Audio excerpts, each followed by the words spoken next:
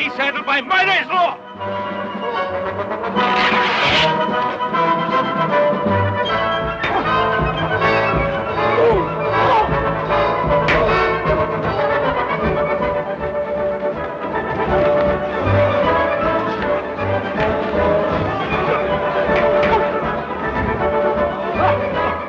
Ponderosa, Pa, this isn't any of our affair. Oh, son, we can't ignore the rest of the world. We're the only stabilizing influence in the country.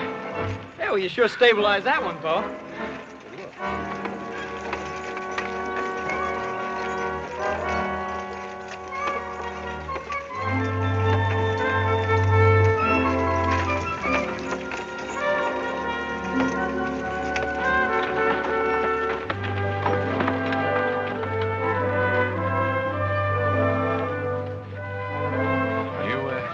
All right, miss?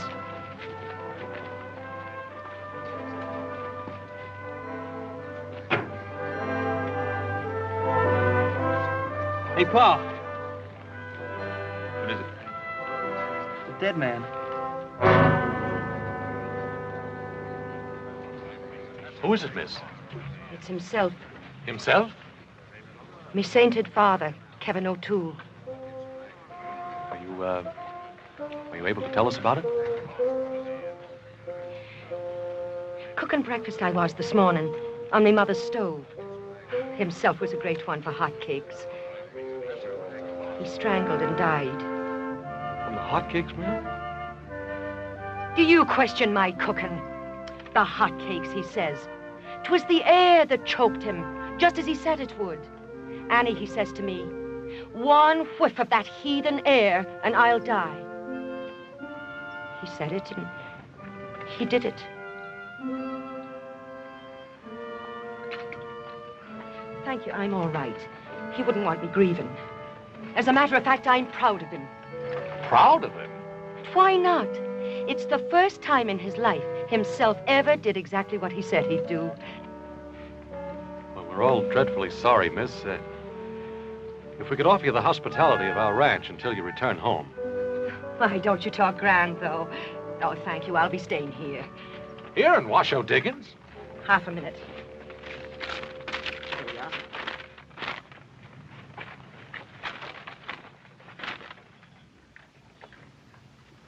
You know a man named Swede Lundberg? Know him? Many's the time I've knocked the corners from his head with a skillet. I know him. Now, will someone guide me? All right. No, maybe you better go with the horse. This is my brother, Miss O'Toole. He'll see that no harm comes to you. My, ain't you the big one, though? Thank you.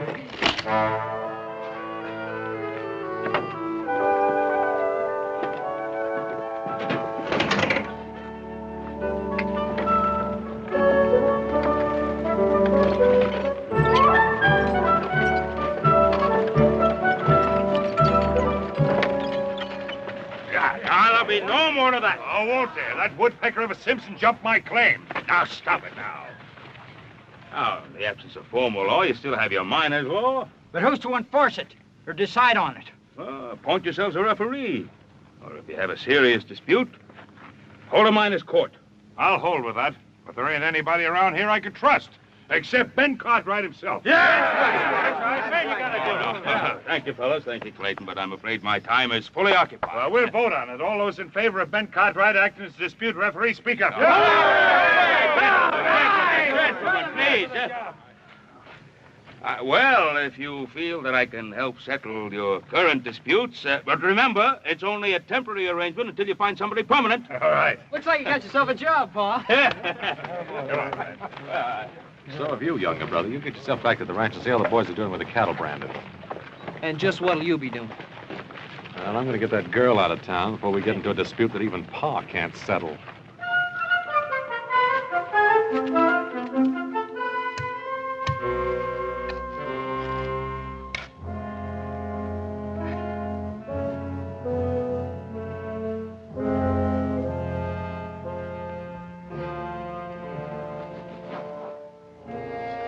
Best I can do, ma'am. Thank you. Oh, it's a fine view. Himself will like it once he gets used to it. Yes, sir. Oh, all this hard work in the heat of the day. You poor man, you must be starved. Well, I can always eat, ma'am. If it ain't no bother. Oh, on that stove a bother? Why, it's like a friend to me. It's one thing I understand complete. Thank you. Well, Hoss, looks like you took care of things. I had to put him someplace, Adam. Well, I guess it really doesn't matter. Well, now, Mr. High and Mighty, it matters a lot to me. I really meant no disrespect, miss. It's just that, well, we hadn't fully checked your claim. You see, Swede Lundberg had 2 claims. And this is one of them. And it's here I am, and here I stay. Miss O'Toole, I assure you, my only concern is for your welfare. Chew that one again. What? Speak plain, to the point. Then I'll do exactly that. You're the only woman in this camp. These are rough men. Oh, and it's milksops I'm used to on the Barbary Coast, is it? All I'm saying is it's no place for a nice, charming lady. Why, now, thank you very much for the compliment, but don't you worry about me. I can cut the whiskers from a cat with a skillet without even disturbing its slumber. Now, you were saying... I was saying that I want you to get out of here and go back to San Francisco. And leave himself alone in a heathen place? Why, there hasn't been a day of my life I haven't taken care of him. It's here I stay. Ma'am, my brother Adam always knows what's best. Oh, I suppose I have no choice. There's bare enough food in the wagon to last the day. And there you stand, you poor man, starving in your tracks while I babble on. Here we go now. Thank you very much. Miss O'Toole, if it's money you need... And who don't? Well, I'd be glad to give you enough money to get you back to San Francisco. Mr. Adam, I'll have you know, I don't take money from no strangers. The shame of you talking like that in front of himself. I only meant... I've got an idea what you meant, and you'd best be learning some manners from your big brother here. Now you take yourself out the way you came in. I promised your brother Mulligan, and Mulligan he shall have. Oh, himself loved me Mulligan almost as well as he loved his bottle.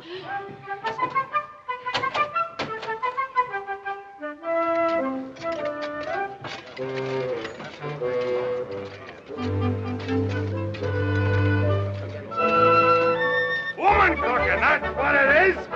Woman cooking, come on.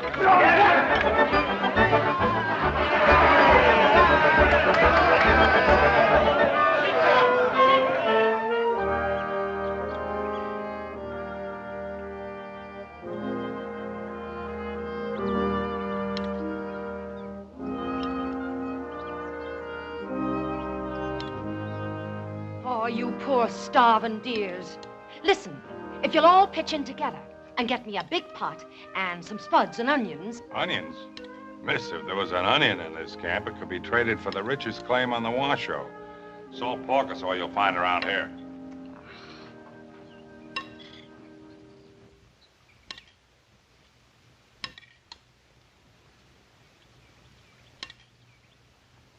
Miss O'Toole, if you won't accept money from me... You trying something with this lady? But he ain't getting no place with it. I'm only trying to help her. I told you I don't take money from no strangers. Who's offering you money?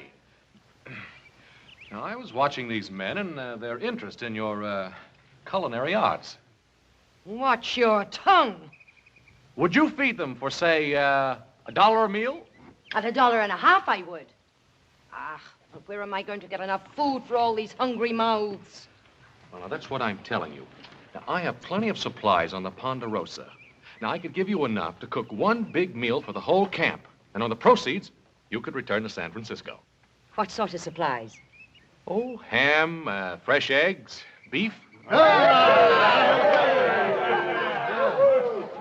Oh, how can I turn them down, the poor starving dears? Then it's a deal. On one condition. What? That you come in as my partner. Oh, now, that won't be necessary. Then the deal's off. Oh, all right.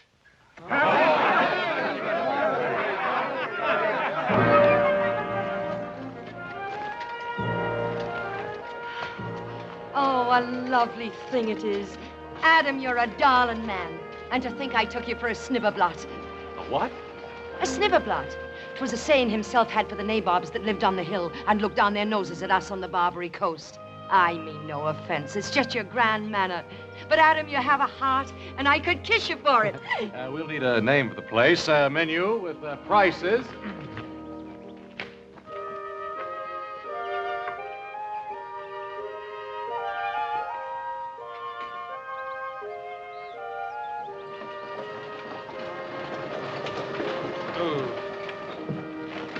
First, you want me to round up the cows. Then I get word you want me to empty the storehouse and bring everything here. And will you make up your mind? Well, you just get on back to the cows. This is all you'll be hauling.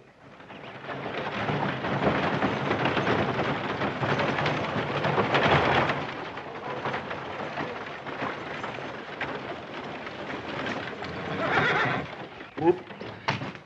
Just what's this all about? Miss Annie said that 2 wagon loads would be better than 1. And who told you to take orders from Annie? Ain't she your partner? Well, for this 1 load, for 1 batch of meals, and then back she goes to San Francisco. Now, Adam, the men are pretty excited about the eating place they got here, and they ain't gonna like it much if you close it up before it even gets open. Well, I don't care whether they like it or not. There's one easy way to solve all this. Just let older brother do all the cooking himself. There's one thing I want straight around here.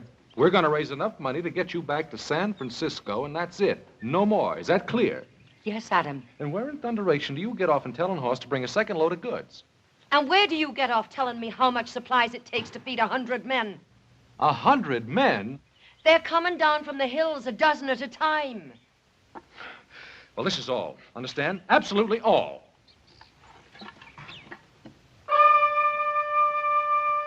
Well, where's the bill of fare? Adam, I can't write. There you are. A snibberblot, and I knew it. It ain't like I didn't want to have learning. So don't stand there and look down your nose at me.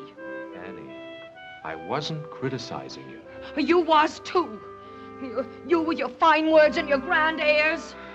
Oh, really, what difference does it make? Now, just by luck, I happen to know how to write. We're partners, aren't we? Mm-hmm. All right. Now, what's the name of our grand establishment? The square meal, that's what they all say.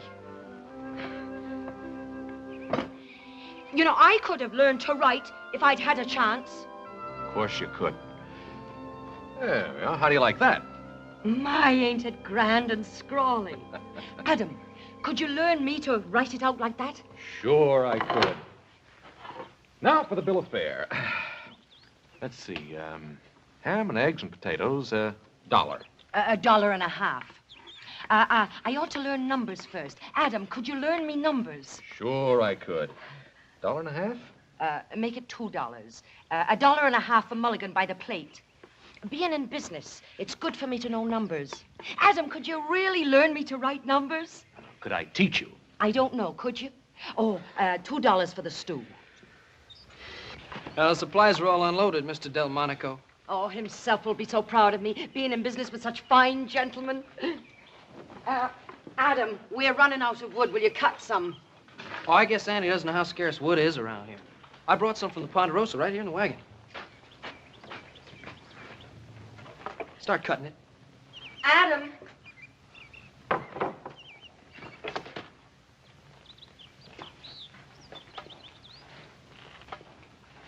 Yeah? Look, in spite of me ways, there's a heart in me. I mean himself. But you see, he wouldn't want me grieving. Ah, Adam, you're a good, kind man. I'm doing no more than anyone else would do, Annie. But you are, offering to learn me figures and how to write and all that and to speak like a real lady. You and me is going to make $1 million. You and I. That's right, darling. The both of us.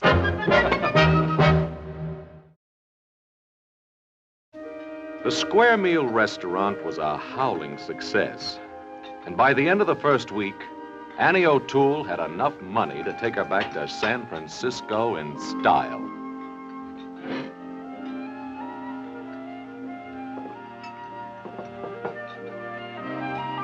But Annie showed no inclination to leave.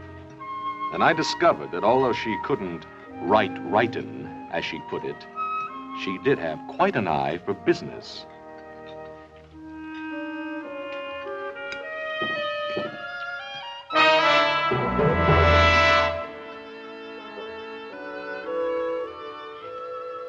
are now. No, Annie. I don't want any of the money, because if you take the money, I got to get you back to San Francisco. Now, listen to me, Adam. You're going to... I tried my best to get out of that partnership with Annie, but Annie wouldn't hear of it. My darling. Pa, too, had gotten in a lot deeper than he had planned. I decided it was time for all of us to get out of here and get back to Ponderosa, where we belong. Washimala, you know like a hot scene cooking? You like a Missy Annie too. All right, I quit. Now, simmer down, Hop Sing, will you? Got enough trouble with that woman as it is. Why don't you marry her, Adam, and save us all this trouble? You know, if she doesn't stop grubstaking every miner that comes along, she'll wind up owning half the Comstock. Hey, you know, you're making more money by accident than most men make on purpose, you know. I tell you, I'm not her partner. No, well, don't tell me. Tell her. Boy, she can sure cook. You go her house eat. You know like a hot scene cooking. Now, wait a minute, Hop Sing. That isn't what I meant. That ain't what I meant.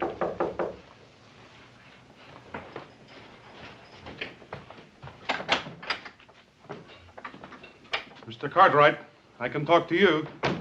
Sweet, when'd you get back? Come on in. Well, I've been back a couple of days. Sit down. Oh, thank you. Oh, am I glad to see you. We have a mutual friend in town, Annie O'Toole. Well, this here's what I come to talk about. They tell me you settled all the complaints, Mr. Cartwright. Oh, just trying to establish some degree of order. Oh, what's wrong, Sweet? Well, you see, when I left here, I staked out 2 claims. The one I give to Annie and the other I sell in San Francisco. What's the difficulty? Well, I don't know which one I give to Annie or which one I sell. Well, that should be simple enough. Annie has her claim, and I assume the man you sold to has his. Adam, have you ever tried to reason with Annie O'Toole? Well, I guess we ought to look into it, Pa. All right. Come on. Well, Miss Cartwright, it seems clear enough, doesn't it? I'm obviously the legal owner of the Sweet Lumber Claim Number 2. Yes, it would seem so, Mr. Spain. And by simple process of elimination, Annie O'Toole must own Sweet Lumber Claim Number 1. Yes. Then I insist you throw her off my property. Mr. Spain, we're not here to throw people out. We're here to settle disputes. Maybe we talk to Annie about this.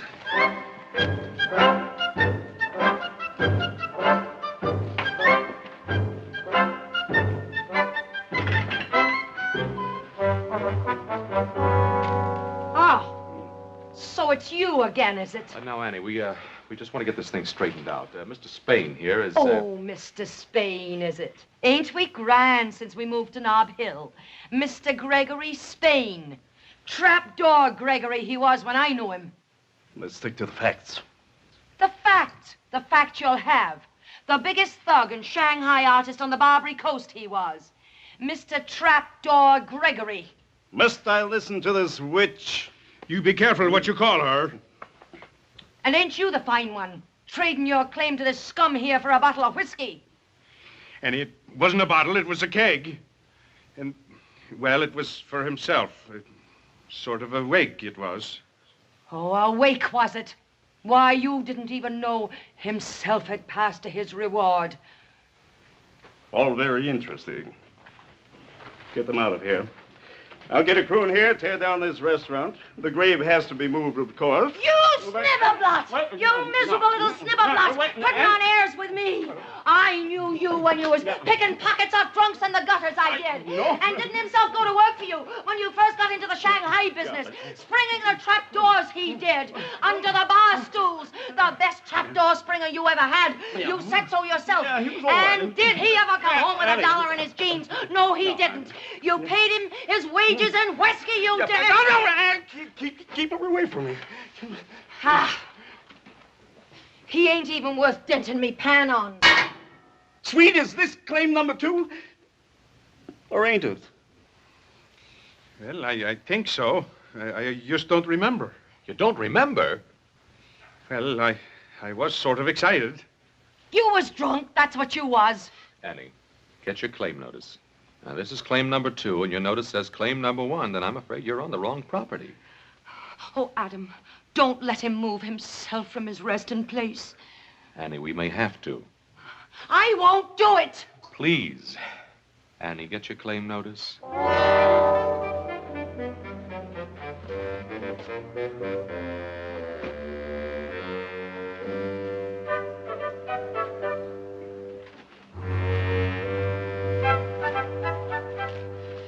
Claim number 2, you say.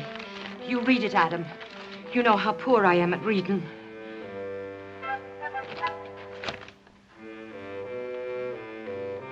Spain, let me see your claim, please.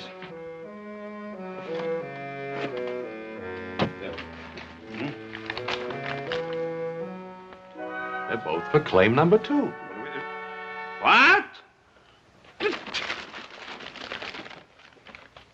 You altered yours. It's a forgery. I'll throw you out of here and himself along with you. No, No, this can all be settled, but not in this manner. Come along, Mr. Spade.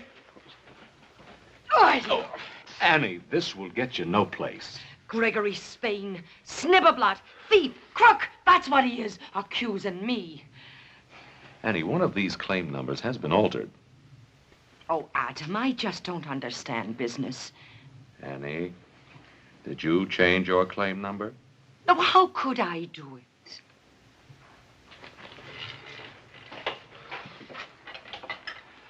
Now, the claims are done with Roman numerals. I don't know nothing about it. I never met a Roman in my life. Annie, is that what you did? Adam, you know I can't write. Oh, all right, forget it. Pa and I will straighten it out.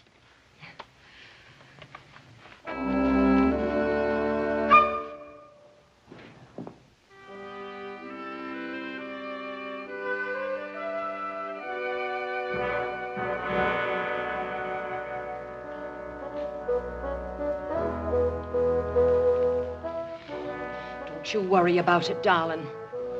For 10 years, I've been waiting to get trapdoor Gregory in me clutches. The way he done you out of your wages. And you the best trapdoor springer he ever had. Don't you worry about it. They won't be disturbing your rest. Not unless that trapdoor Gregory pays for it, they won't.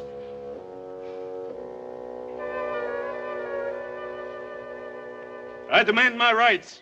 All right. Now, sweet, surely there must be some way you can remember. Which stake did you claim out first? That will be claim number 1, wouldn't it? I just don't remember. No, that wasn't it. I think I got it. I think I know. I left my tools on claim number 2. I picked my shovel, and then I got excited. You got drunk. Then wherever we find the tools, that's claim number 2. And that's my claim. Can you identify the tools? Well, yeah, sure. I got the first letters of my name burned in the handles. Will that satisfy you, Annie? Oh, sure, Adam. Oh, I only want to do what's fair. Well, I'd best be getting back to the restaurant. All right. Now, quiet for a minute. Here's what we'll do. You'll go down to the claim and take a look. And if the tools are there, that'll be claim number 2. Agreed? All right.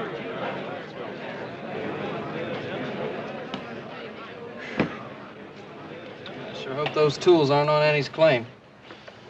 Spain's a crook if I ever saw one. There's some tools over there, all right. I used a pick and a shovel when I dug that grave. I was afraid of that. All right, let's get at it. No, listen, darlings, listen. You can't go looking for tools on empty stomachs. Give me 1 minute, and I'll get the mulligan pot going. No, we didn't come here to eat. We came here to see justice. Sit down. You'll get what's coming to you. I wish you would. All right, Annie, bring on the food. We're all for you. I ain't hungry.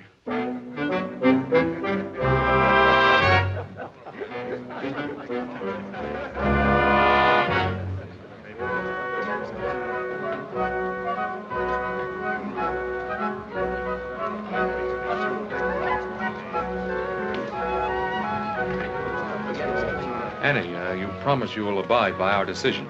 Oh, yes, I will, Adam. That trapdoor makes me mad, strutting around like a peacock. Just because he's moved on to Nob Hill, he thinks he's a big typhoon. Tycoon. A typhoon is a big wind. That's him.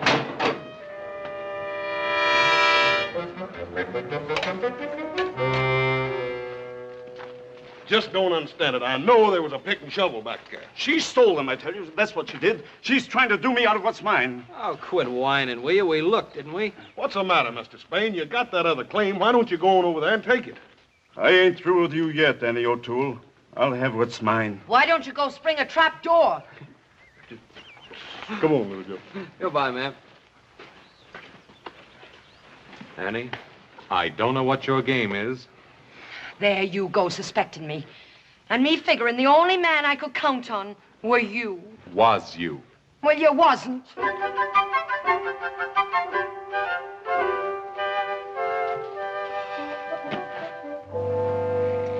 Oh, Adam. I've known Trapped almost all me life. A cutthroat, thief, that's what he is. Oh, I can believe that. And that's why I hate to see you antagonize him. Now, look, Swede's other claim is near here. Why don't we get the men and just move the restaurant? But what about himself?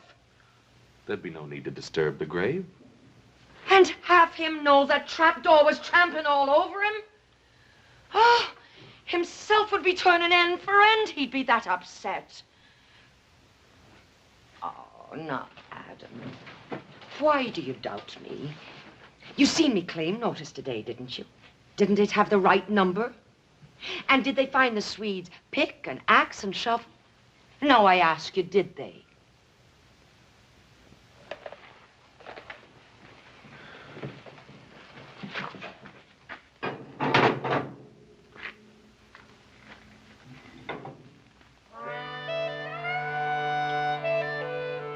There's such a shortage of wood around here. Sure there is.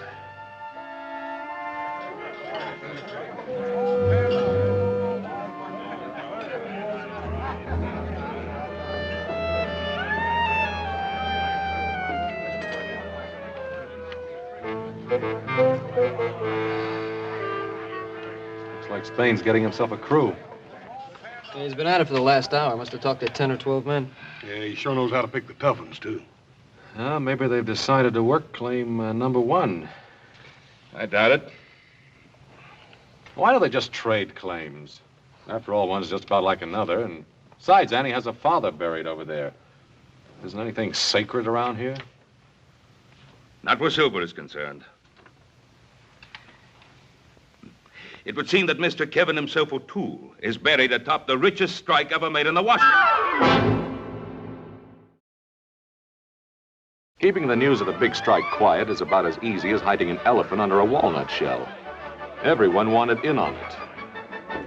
From the looks of it, Annie was getting her share of the bonanza, too.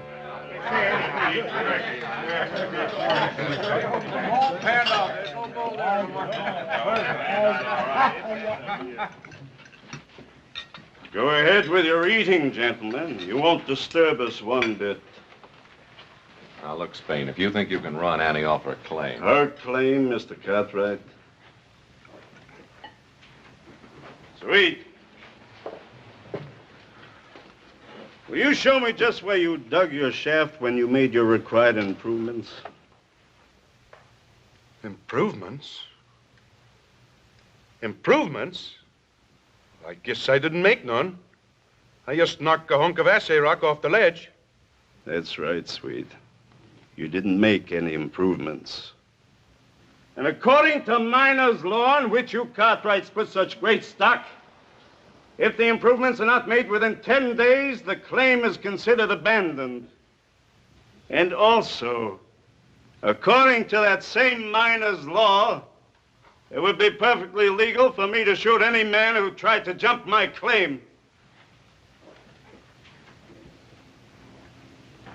Get to work, gentlemen.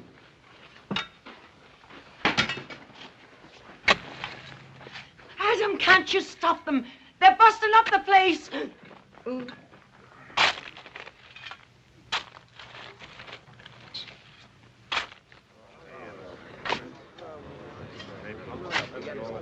testing an experimental hole, gentlemen. It's only a very small charge of powder, but perhaps you should stand back. Give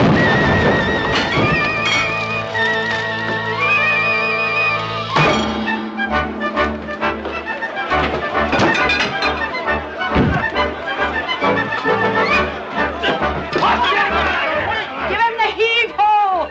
Give it to him!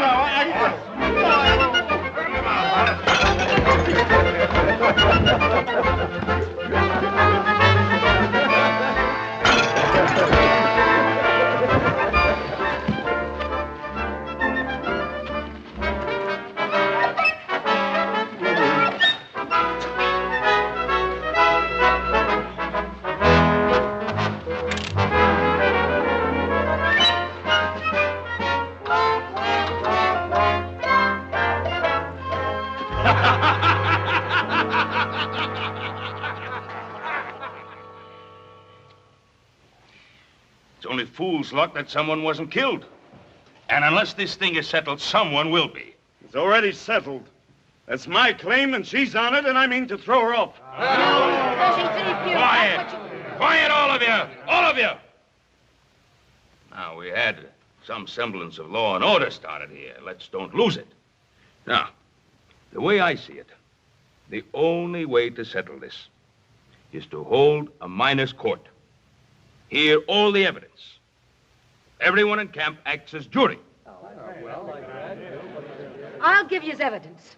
Trapdoor Gregory is a pickpocket what made good, and that's all he is. Miss O'Toole. I wouldn't take his word for the time of day. Annie, will you please be quiet? And, Pa, I think the miners' court's the right thing to do. You have no right to think. But, Pa, it's me, Adam. As far as I'm concerned, young man, you are the partner of the defendant. And if you say one more word to me before the trial, I'll fine you for trying to influence the referee.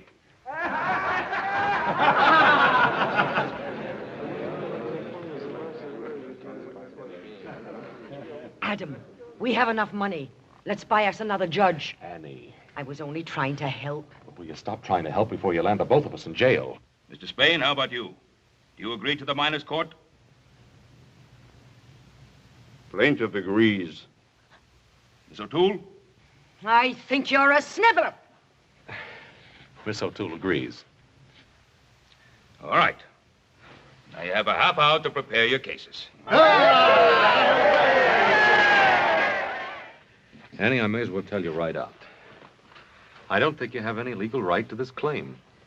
Well, Adam, I wasn't thinking of legal rights. I was just trying to think about human rights. You know, I'm human, same as anybody else. Of course you are, Annie. Oh, I don't mean to complain, Adam. But all these years I've worked hard, dreaming of one thing.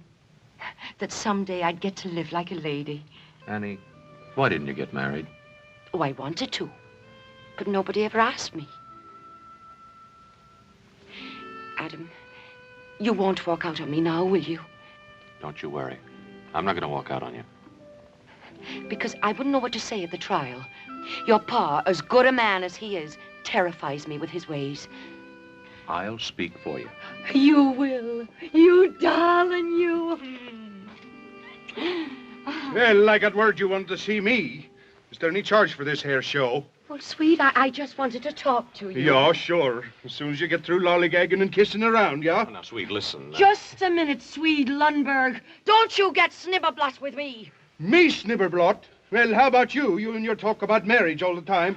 In the fine house, and you're going to make a fine gentleman out of me. Sweet, listen. And a sorry task it would be. Well, don't you bother. You found a fine gentleman, a real fine one. Indeed, I did find a fine one. Well, then why don't you marry him? That's what you wanted. Go ahead, see if I care. Sweet, But listen. Sweet. Now, sweet, listen. I ought to punch you right in the nose.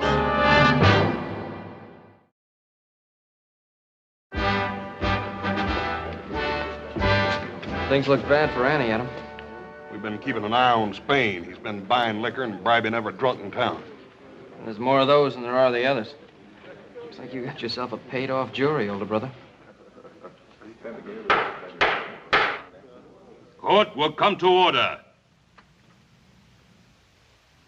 Take off your hats. Mr. Gregory Spain.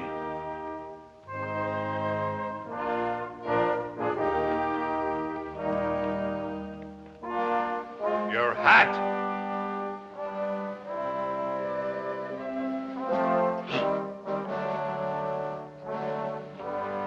My case is simple, and I throw myself entirely on the mercy of these honest men and the honorable judge. I make no claims. I ask only that the law of abandonment be upheld. The assessment work ain't been done on the claim in question. He's right. That's all I got to say.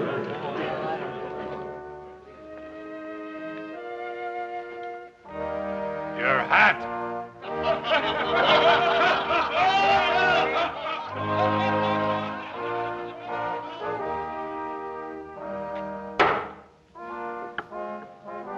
Miss Annie O'Toole.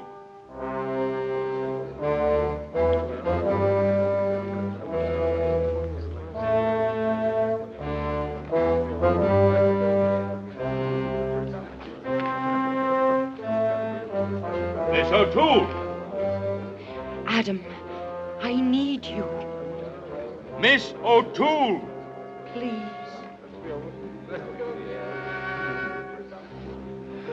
As one of the partners of Cartwright and O'Toole, I'll present our case.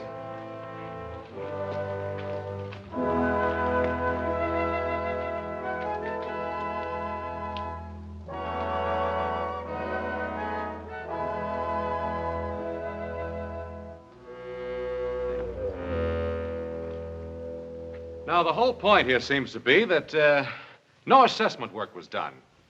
Well, I submit it was. May I call a witness, Your Honor? Thank you. Horst Cartwright.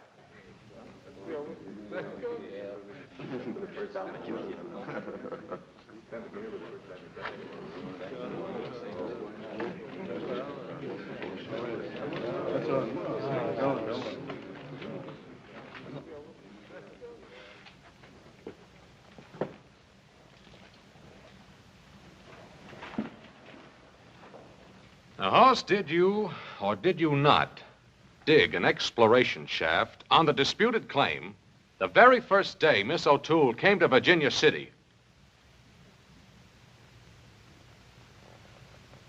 Yeah. Yeah, I dug a hole. It's Just answer the question. Yes, sir. I dug a hole 6 foot deep, 6 feet long, and 3 foot wide. Gentlemen, that satisfies the requirements. And there's not a thing in miner's law that says you can't bury a body in an exploration shaft and then fill it back up again. Gentlemen, I ask that you rule in favor of Miss Annie O'Toole. The assessment work was done. Court's adjourned. You're a thief and a crook. It takes one to recognize one. I can't fight the whole camp. I know I'm buying my own claim, but I'll give you $5,000 in cash. Trapdoor. You think I disturb himself from his resting place for money? I wouldn't dream of it. At least not for that amount. You will excuse us.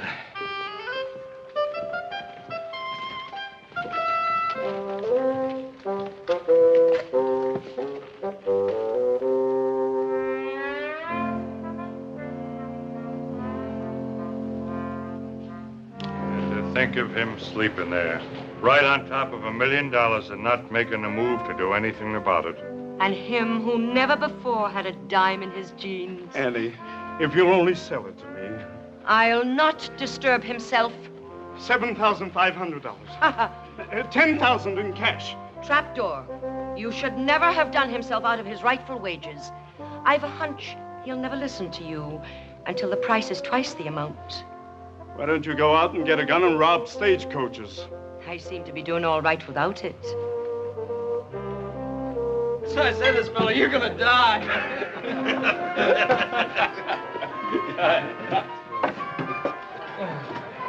Hey, Hopsing, is this what you do on your day off? Missy Annie teach Hopsing make a very fine Chinese dish. Hong Kong Mulligan. Bye-bye, you no have a common restaurant no more. Oh, you're doing fine. Annie, $25,000. I'll speak to himself about it. I had finally convinced her I no longer wanted to be a partner in the restaurant. But I kept getting indications that I was still involved. Hey! Hey! Why didn't you tell us, Adam? You and Annie, ain't it wonderful? What are you talking about? Hey, can you imagine, Pa, Adam and Annie getting married? Adam and Annie? Yeah. Where's that Swede? Oh, he went prospecting. Prospecting where? I don't know. I think he said Africa. Africa? Son, how far's this thing gone? It hasn't gone anywhere, but it's about to. Adam, don't you hurt Annie's feelings. It wasn't her feelings I was thinking about hurting.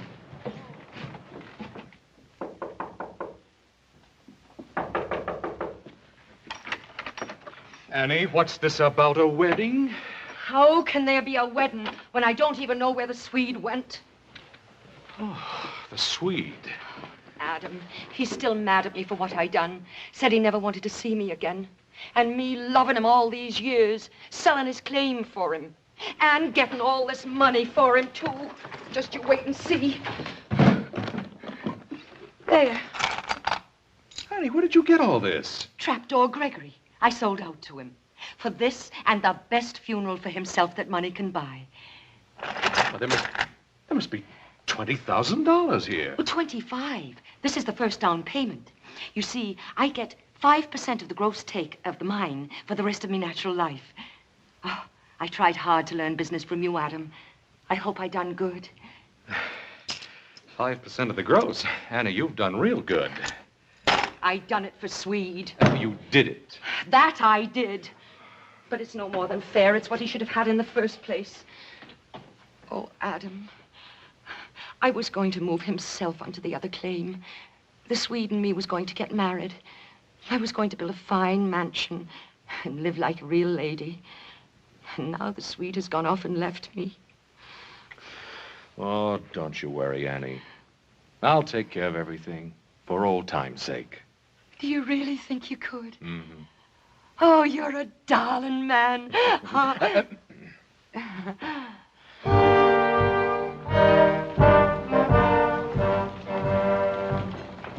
It took a bit of doing, but we did it. And it was quite a day. Kevin himself, O'Toole, had a funeral the Comstock would remember for a long time to come.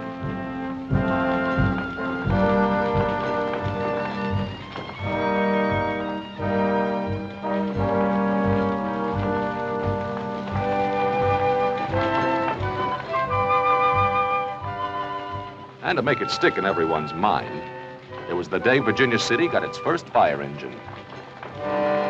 But what really made it such a grand day was the fact that Trapdoor Gregory Spain paid for every bit of it.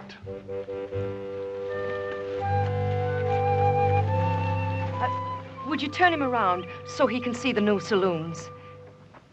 Then he'll know he's not in a heathen land.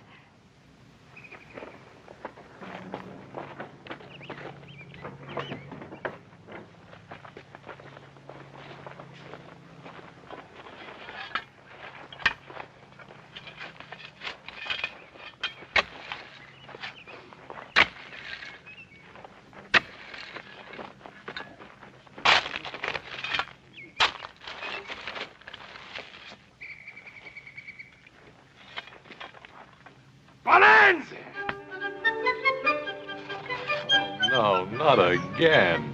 Gregory Spain's Lundberg No. 1 became a famous mine. But it wasn't 1/10 as rich as the one on the Swede's other claim, which turned into one of the most fabulous strikes of the whole Comstock lode. The Swede?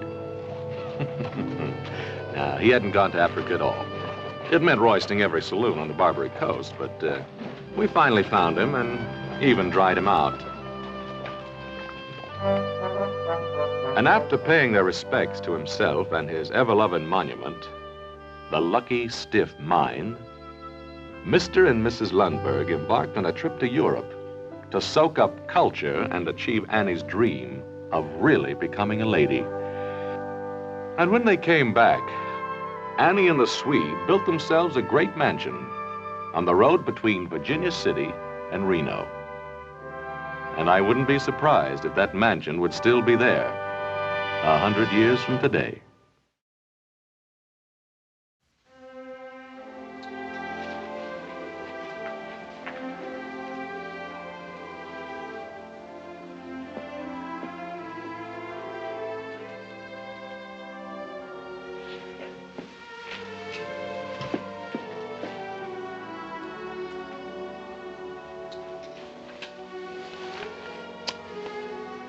What's this for? Because I love you. And because this is my engagement party. Now remember, you promised no talking about mine business tonight. Promise? I promise.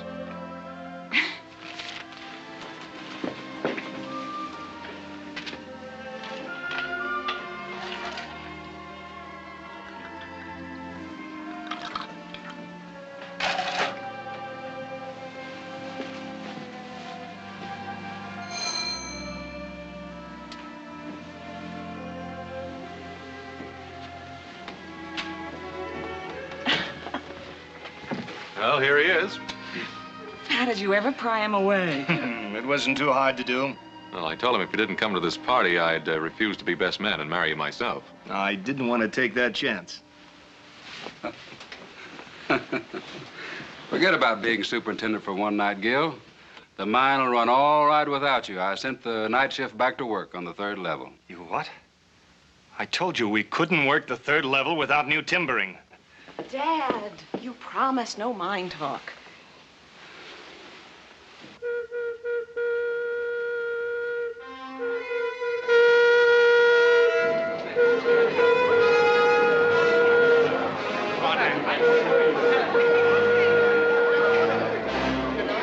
Gil, cave in, 3rd level. The whole shift is trapped.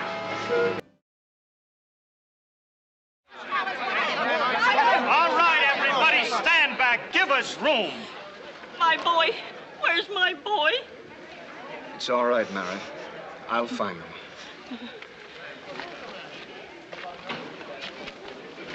Mr. Holloway, you promised us new safety timbering.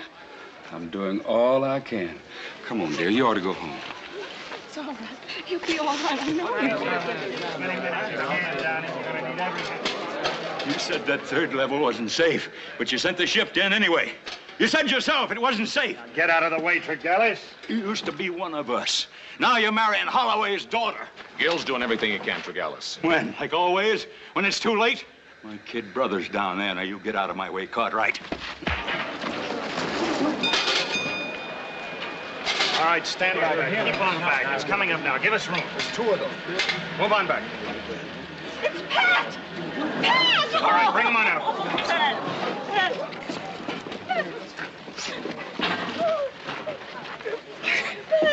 Thank God you're here. East slope, 3rd level. Every timber seemed to buckle at once as they set off a blast above us. Same as last week. Every time it's the same thing. Move out of the way. You're not going down there, are you? If I'd stayed down there where I belong, this might not have happened. Don't let what Tregellis said get under your hide. If my kid brother was trapped down there, I'd think of something worse to say than Tregellis said.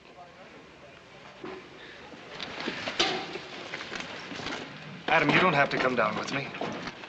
It's my timber you're using, isn't it? All right, Bud. Let it go.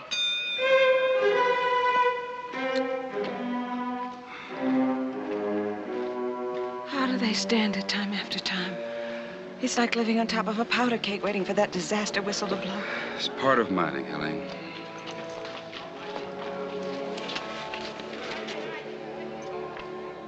Enter it on the report. Make sure each of the widows gets a usual box of groceries. Yes, sir. Box of groceries in exchange for a dead husband. It's company policy. That's a terrible thing. I'm sorry this had to happen tonight. Spoil your party, Helene.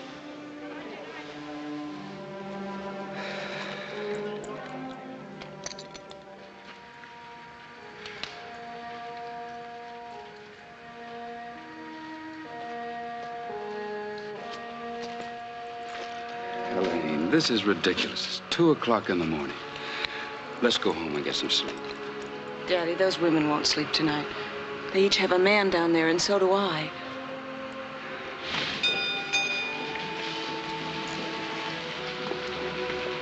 Gil. Oh, Gil, are you all right? I'm all right.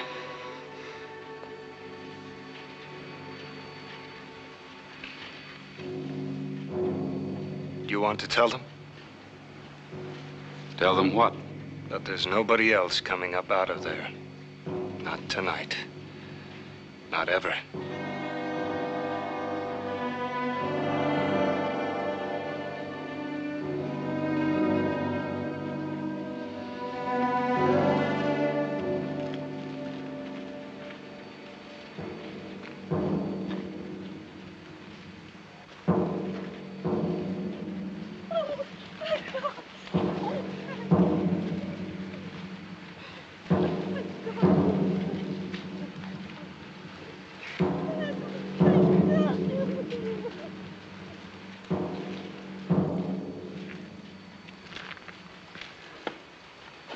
How soon can you give me a report?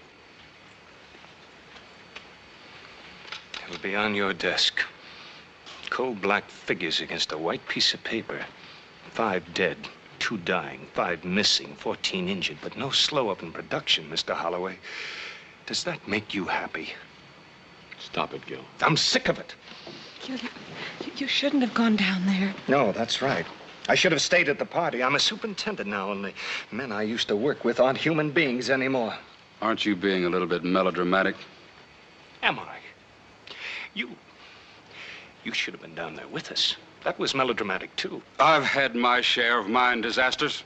But you don't have to face those men every day or those women. I do. It's not my job to manage the men. Your job? Or haven't you got the guts to stand up to them and order them into a mine that isn't safe enough for a rat? The Ophir is safe as any mine on the Comstock. That's saying a lot, isn't it? Gil, please. What were you doing down there? I was checking the timbering. I've got a man hired to do that. I know. Philip Dietesheimer. I was hoping to talk with him. I run the Ophir mine, Adam. You sell me timber for that mine. It's worked out very well for both of us. Suppose we keep it that way.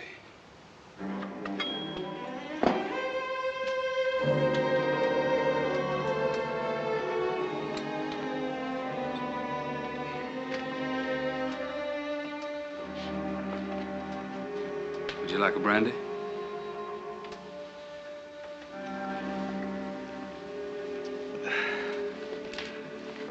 You must be tired, Helene. Come over here. Sit down. Close to me a minute. I want to talk to you about Gil. I'm as fond of Gil as you are. If I didn't think he'd make you a good husband, I'd have fired him instead of promoting him. Gil's a superintendent now. He doesn't have to go underground anymore. Daddy, those men are his friends. You can't expect him to forget that. I had to forget it. It's a lesson I had to learn. Stay on your own level. That's my job, and I have to do it. Don't you think I have bosses? My bosses have no faces, no hearts, no souls. But they've got a stock certificate. If I get soft or sentimental, they use it as a club to beat my brains out.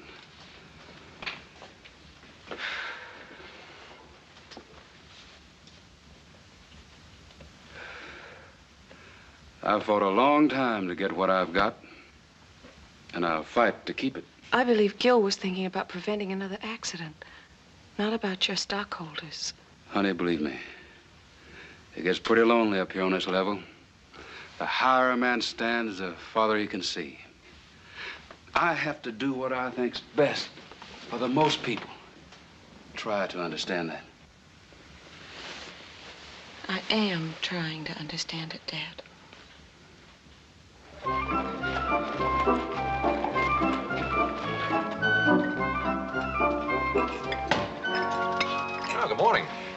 How'd you get into town so early? I yanked him out of bed, that's why. Coffee? No, thanks. Gil, you still think it'd be worthwhile for me to talk to Dietesheimer? My future father-in-law doesn't seem to think so. But I still do. That's why Holloway likes you. You stand up to him. Hey, who's gonna pay for this? I don't know. I'm too sleepy to try and figure it out. I can't figure out who's gonna pay for it on an empty stomach. Better bring me another steak. Mr. Fenton. Could I talk to you? What is it, Tregallis? Well, last night, my kid brother was down in the mine. I should have known he'd be all right. Well, I said things I shouldn't have. It's all right, Tregallis, I understand. Well, I wouldn't want to lose my job or anything like that, you know. You won't, not over this. Thanks. Gil? Same old Gil, you ain't changed. And listen, all this talk about shutting down the mine, safety tests and all that, don't you do it, Gil. As long as there's a hole in the ground, me and the boys will go down into it. Wouldn't want to lose no day's pay. Somebody's afraid of getting a rock on top of the head. And, Mr. Cartwright, I don't blame you for poking me in the whiskers. Next time, don't do it so hard. Have you seen Philip Dietesheimer? Dutchman? I don't understand that one. He's the only man I ever knew who could look a hole straight through you without even seeing you. Well, has he been around? He's been down in that hole since 10 minutes after you left last night. Either he comes up for air pretty soon, or he's going to find nobody here to work this hoist when he rings that bell. Will you stay around for a little while? Take care of this for me, will you, Casey? Gil.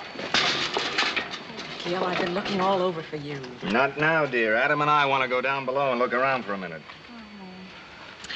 If it were another woman, I could face it, but to have a silver mine for a romantic rival. Hey. Oh, Gil, please be careful. If anything happened to you. Off you go. Oh. All right, Lou, let her go.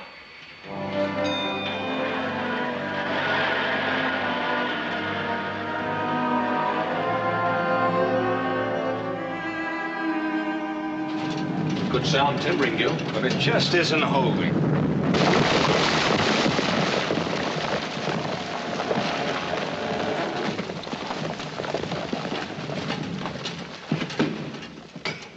Philip Dietesheimer!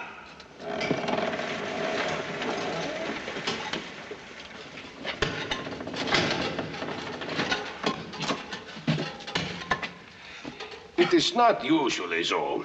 But here in these mines, there's such great variance of temperatures. There's a constant shrinking and expanding of the earth itself. When I took my pick and loosened this hanging wall behind the upright, so...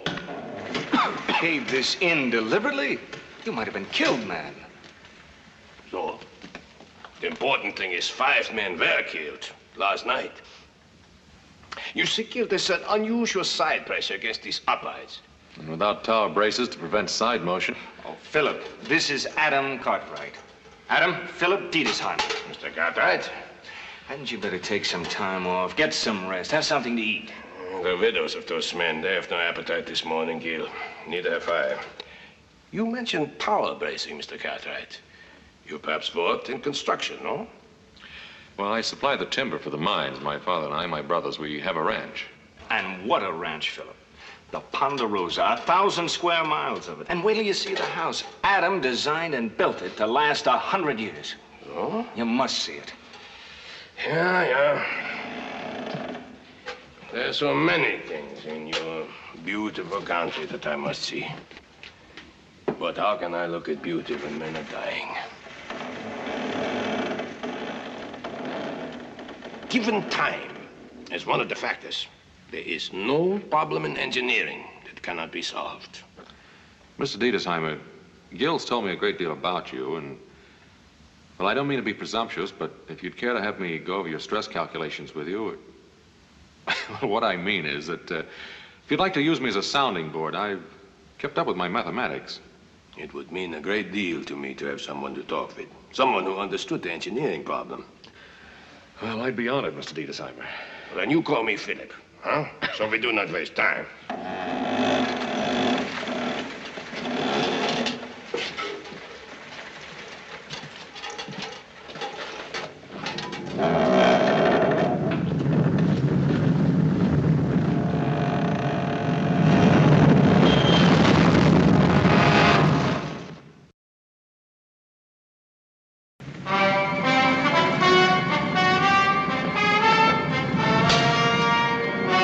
Come in here with your pigs, boys.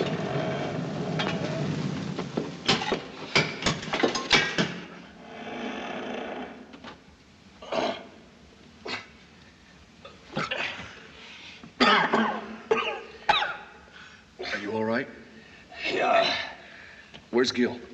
he was right behind us. Can you see him? No. Gil? Gil, can you hear me?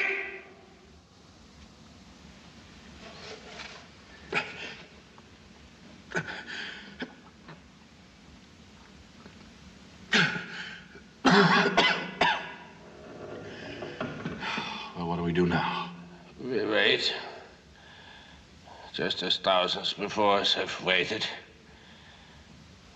And we think of many things. That is the final refuge of a man when he's completely alone. He can think. Get out of the way. Get out of the way. My brother's down there. Pops. I just heard about it, Miss Elaine. Don't worry, now. Gil's gonna be all right, ma'am. Please don't do that, ma'am. Everything's gonna be all right. Sorry, Mr. Cartwright. I have orders to let no outsiders go down. Well, your orders just changed.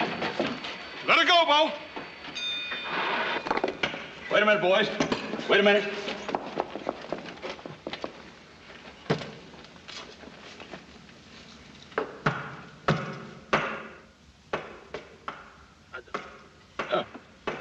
Answer them.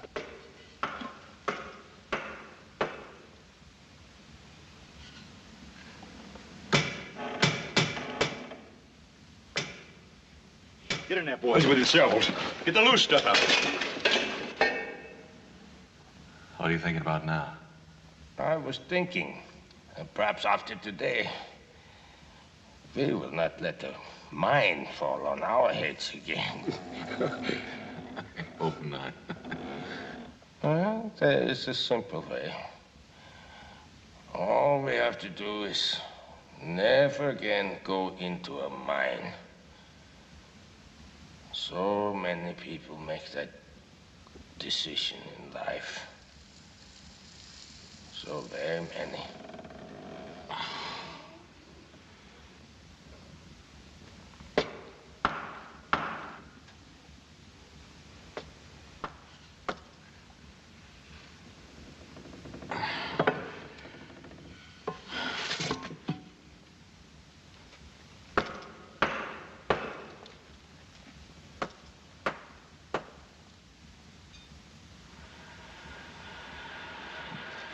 No use, boys. We may as well give up.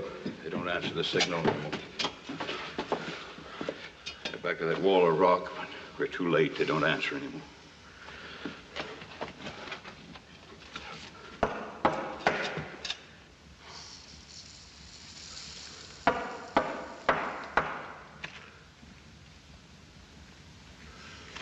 Give me that shovel.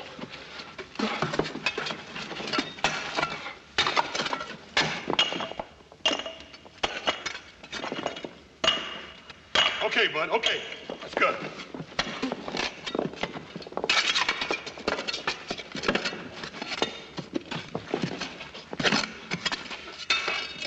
Give me some light.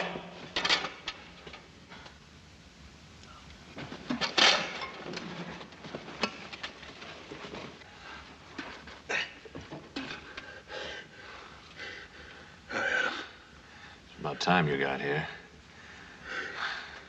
Gil's back there somewhere. Adam, there ain't nothing back there but 500 ton of rock.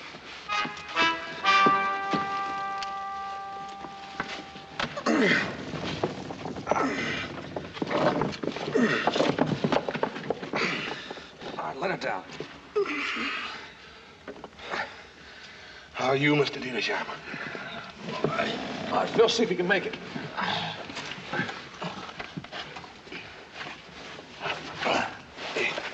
Got him, horse? Yeah, I got it. Easy, easy. He might have a broken bone. Here's one of them, boys. Let's get it.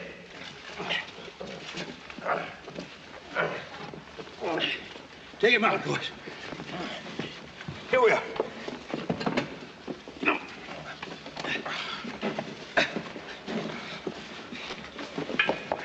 You all right? Yeah. Here they come. It's real.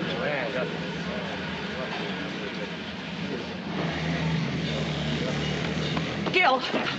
Where's Gil? Miss Elaine, I want to talk to you. That Gil. He's always the first one down and the last one up. I suppose he's still down there looking around. That's what it is, Hoss, isn't it? Ma'am, let me take you home. Oh, no. No, I've got to wait here for Gil. He promised me nothing would happen to him. He promised me. Oh, Hoss, tell me nothing's happened. Ma'am, I can't lie to you. I can't make it no easier on you. I've got to see him. I've got to go down. I've got to see him. Don't you understand? I've got to see him. I've got to see him.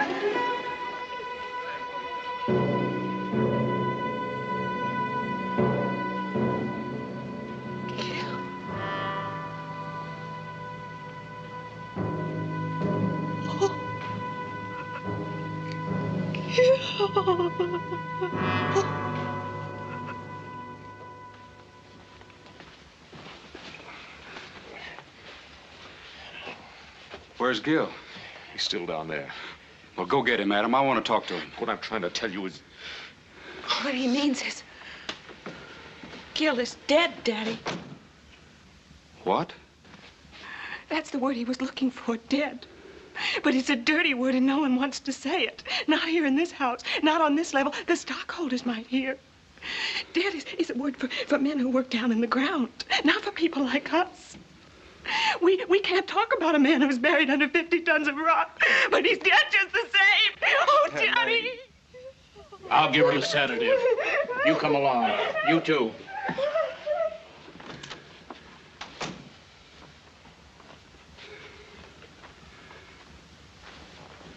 Gil? Dead? Well, I'll have to hire a new superintendent. Mr. Holloway, if that's the first thing you thought about, I feel real sorry for you. I guess that should about do it. Thanks, Doc. Mr. Diedeshammer, I told you to get some rest. Now you're pushing yourself much too far. Would you rest, Doctor, if there were a plague afoot, and that somewhere in that little black bag of yours there was a pill you knew could cure it? Would you rest until you had found that pill? Well, my head is like your little black bag. Somewhere inside it is a pill of information, long forgotten.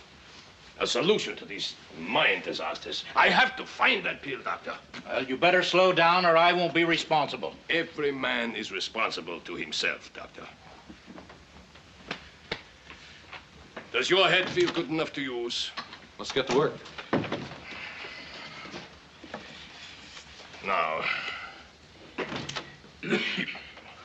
Mr. Diedeshammer, I've been thinking. Are you an engineer?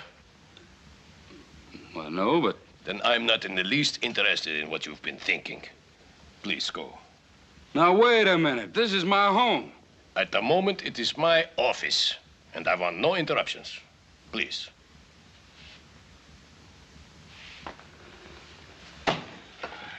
Now. So, we have... Why ain't you at work? Mr. Holloway, I refuse to send those men back down. You refuse? I believe the same as Gil. Close down a few days. Get a chance to make some proper tests and experiments. Casey, you're fired. What? I said you're fired. Tregallis, can you handle Casey's job? Mr. Holloway, I never did want to see you shut down. Like I said to Gil last time I talked to him. I can get that shift back to work. See that you do. Another thing I'd do, Mr. Holloway, I'd order that Dutchman to stay away from the men. He wastes an awful lot of time. I'd tell him to take care of his own work, leave our boys alone. You're in charge. Go tell him. He's right upstairs. That is the problem, Adam, and it is increasing every day. The veins of silver grow wider the deeper they go. I know, and the U-bracing that we use in a narrow stope becomes worthless in a 65-foot wide gallery. And it is not only the overhead pressure, Adam. There's a constant side pressure as well. I want to talk to you, Dutchman. Vertical bracing and cap pieces, certainly. But it would be standing so thick that a man couldn't get through. I'm in charge now. We are very busy. And even the tower bracing you suggested. Listen to me when I'm talking to you. You're going to take orders just like the rest of the men. But how are you going to get 65-foot timbers down a mine shaft? And I want you to stay away from the men, hear me? They're down there to work, not to visit with you. And another thing, Dutchman.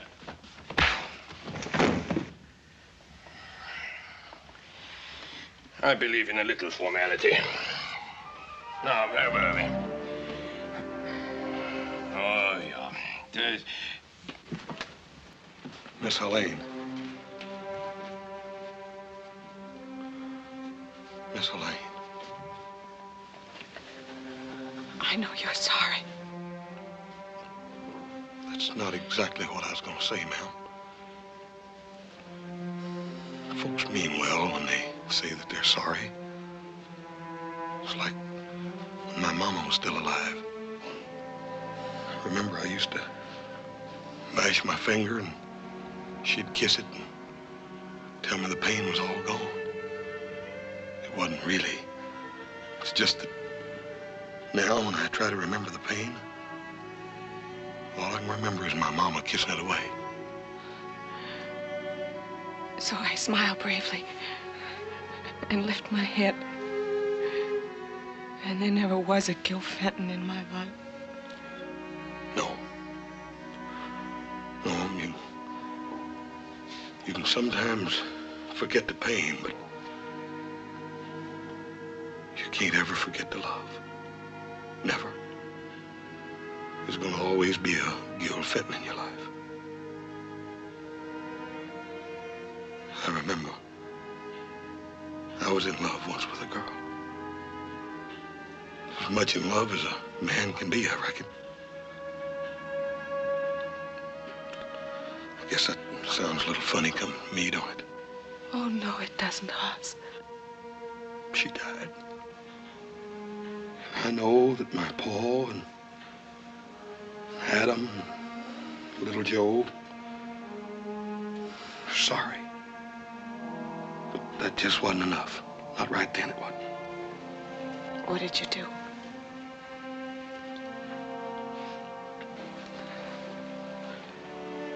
I talked to God.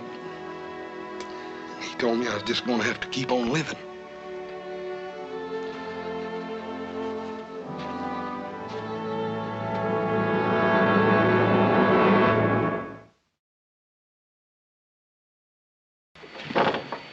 May I have permission to enter your mind, Mr. Tregallis? All right. Go ahead.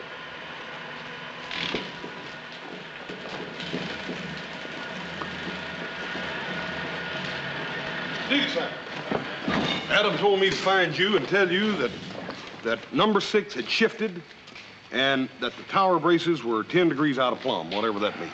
It means, Horst, that we now know one more thing that will not work.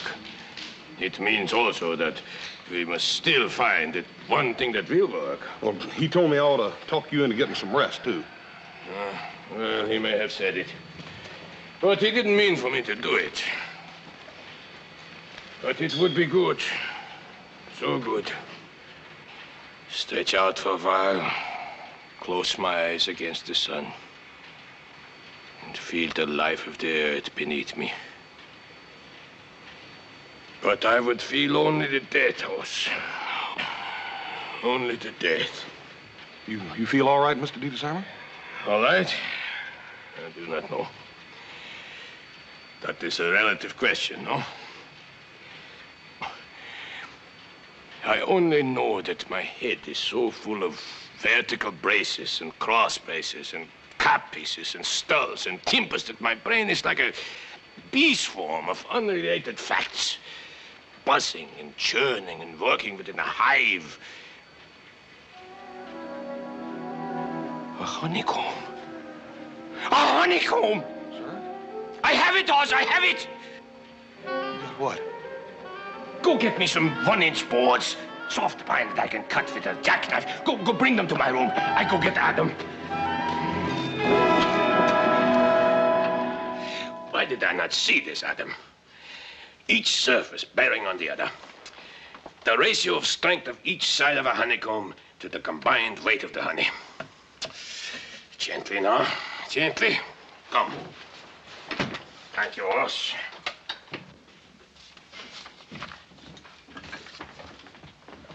Now, what in the blazes? The solution, Mr. Holloway. The solution to every cave-in and slippage problem in the Comstock mines. Oz, please. Clean place on the table. Thank you. Miss Lean, look here what Mr. Dietesheimer and Adam built. Show them how it works, Mr. Dietesheimer. Do you mean that's a system of mind bracing? It's the most perfect system I've ever seen in my whole life. Are you such an expert? No, but Mr. Dietesheimer is. Philip, why don't you explain the principle? You see, Mr. I can see the principle. Square, open-sided, tower bracing box, bearing equal pressure from all angles.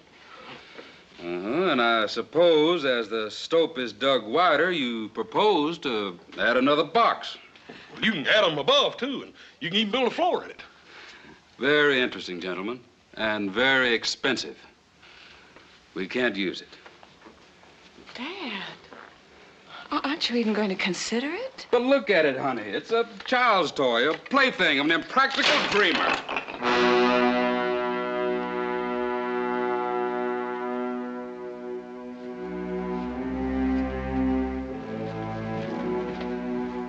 You didn't even give them a chance. A chance to what? Play with toys while I've got a mine to run? Do you think I'm going to rip out the timbering I've got in that mine to try some crazy new idea? But the timbering system you have is no good. We've been operating successfully with it for a long time now. Can't you understand I've got stockholders to think about?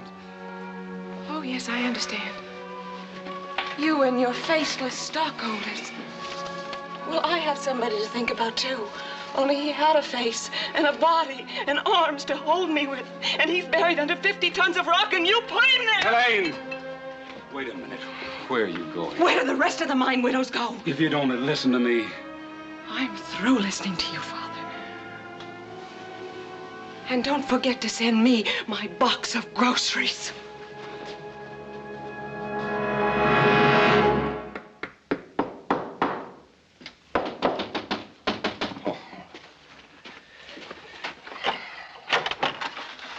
We've been looking for you.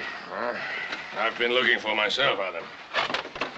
There's new models coming along great. Well, I have created a good thing. But that is all it is. A thing. A handful of smoke. What good is it to write a book if nobody reads it? Or to compose a song if nobody ever sings it? Or to invent a new way of timbering a mine if it is not used? Don't you worry. It'll be used all right. But when? When? When another 100 men have died needlessly? Well, it's such a radical departure from anything we've done before. Just take time to sell it to anyone. Only the dead have time to wait, Adam. And we are concerned with the living. Well, the Ophir isn't the only mine on the Comstock. There's the Yellow Jacket, Gould and Curry, and the Mexican. We know the owners. We've sold timber to all of them. All we have to do is sell one of them the idea. But I am not a fishmonger, Adam. Hawking a product on the streets. Well, then you let me worry about that end of it. You just finished this new model. Looks pretty elaborate. Well, it's quite simple, really. Series of cribs, each surface bearing on the other. Now, that takes care of your side motion, which has been one of your big problems. Now, also, you see, with the wide veins that you're starting to hit, you can timber as you stope in merely by adding another crib. Now, the same holds true with working up above or down below, which is an impossibility with your present timbering. Now, here you could have an ore chute running diagonally right up here through the sets. Any idea of the cost? Well, it really hadn't gone into it. I think Mr. Dietesheimer was more concerned with safety rather than cost. Yeah, I'd heard that he was pretty much of a dreamer. Well, thanks for showing it to us, Adam. Hey, ain't you even gonna let him finish telling you about it? Oh, I've seen enough to recognize the fact that the cost would be prohibitive. I'm afraid you'll have to figure out some other way of selling timber, Adam. You mean to tell me you think that's all Adam and Mr. Dietesheimer have been doing day and night is figuring out another way to sell timber? Oh, stay out of it, Hoss. I won't stay out of it. I don't like what this woodpecker's saying to you. Oh, really now? We don't have to pretend with each other. We're in the mining business to make money, and you should be able to understand that. No Cartwright ever made a move unless there was a dollar in it for him someplace. Mister, you're the biggest flannel-mouthed liar in the Comstock. Do you know who I am? I sure do, and you do too, because I just got through telling you. My brother isn't the world's finest diplomat, but he's managed to express my own feelings pretty accurately. Well, it might work. Sure, but the system we're using now can be put in for 1/10 the cost. Why did Holloway ever hire that Dutchman in the first place? Oh, now don't sell Holloway short. He hires this safety engineer, and the Crusaders leave him alone. I know, but now he's come up with this fantastic idea. You don't find Holloway using it, do you? Well, is there anybody else we can talk to, Adam? That's about all of them. Besides, I'm tired of talking. You ain't gonna give up, are you?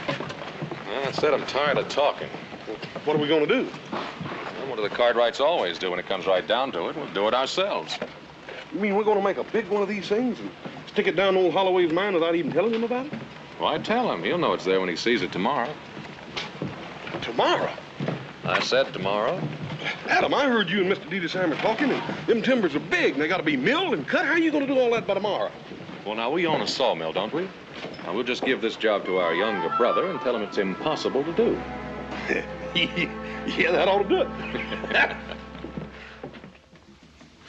We'll get started first thing in the morning. That's what old Adam said, and we will, too. You wait and see. When my pa and Adam and my younger brother, little Joe, put their head to something, it gets done. You're very proud of your family, aren't you, Hoss? Yes, sir, I sure am. It's a fine thing to have a strong family. Yes, sir. Paul's always kept us mighty close together. You see, we just half-brothers. So? Yes, sir. My Paul's had a terrible lot of tragedy in his life. Tragedy? Yeah. But this has made of him a finer man. And it's helped draw you all closer together as a family, no? Yes, sir. I reckon it has. The girl, Helene, we must try to make her see this. Hoss. Right now, she sees only her own loss. But nothing is lost, ever. And nothing is ever destroyed. The miners who were killed because of improper timbering in these mines, they have found a new method of timbering, Hoss. I did not do it. They did. I am only the instrument that carried out the plan. No more than that. Mr. Dietesheimer, folks are gonna remember you for an awful long time. Miss Helene. Sit down, Miss Holloway. Please. What's the matter? Matter? I've been walking around looking into the faces of women who've lost their husbands in the mines. I've been searching their eyes, wondering if they know my father is a murderer. Ma'am, you shouldn't ought to talk like that. Not about your own Paul. No. Maybe he ain't done all he could do, but at least he's tried. He hired Mr. Dietesheimer. But he hasn't let him do anything, and he won't. Well, it don't really make no difference if he don't, because we're gonna do it anyhow. What do you mean? Paul and Adam and little Joe are up there in the hills right now at the sawmill, milling the timber we're gonna put down in that mine. So Mr. Dietesheimer here can make the tests he wants to make. Does my father know about this? Well, I reckon Adam sort of forgot to tell him. Do you really think that my father and the other mine owners would let you do this? Well, ma'am, we ain't gonna charge them for it. Besides, how are they gonna stop us? Stop you? Haas, don't you understand? They can hire 50 men with clubs to stop you if they want to. What they gonna do a thing like that for? I'm afraid this does go much further than a test installation, Hoss. Once it's in there and the men see it, they won't be satisfied with any other system of timbering. Mr. Dietesheimer, do you want that timber down there in that mine? Yeah, very much, Hoss. Well, we're gonna put it down there for you. And if any of them fellas try to stop us, well, I reckon that'll be my business.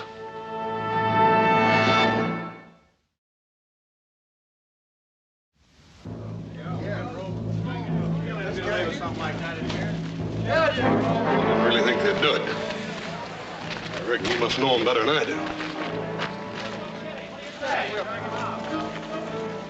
I don't see my father with them.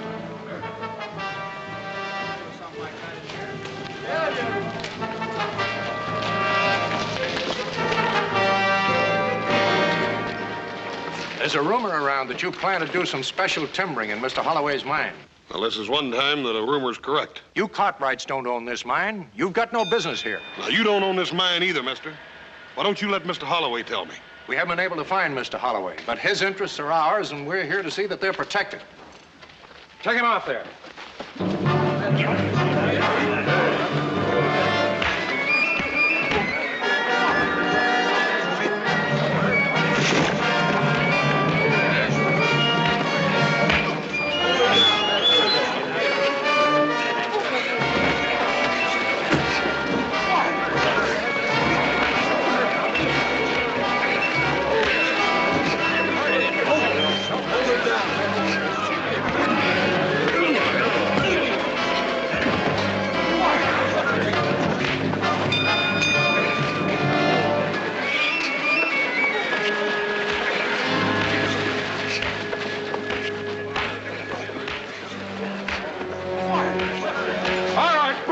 I'm still in charge here.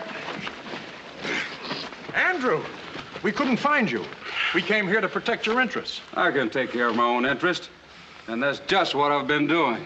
But they were planning to build some of those monkey cages down in your mine. I'm aware of what they're planning to do. I'm helping them to do it. Why, Andrew, have you lost your senses?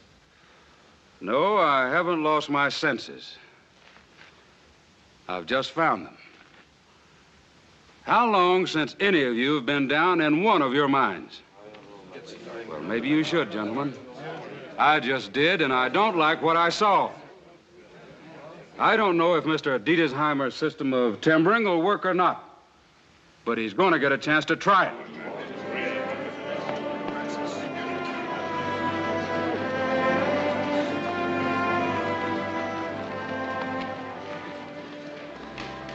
Adam and one of the boys will unload that lumber right where you want it. If you need me, well, just holler.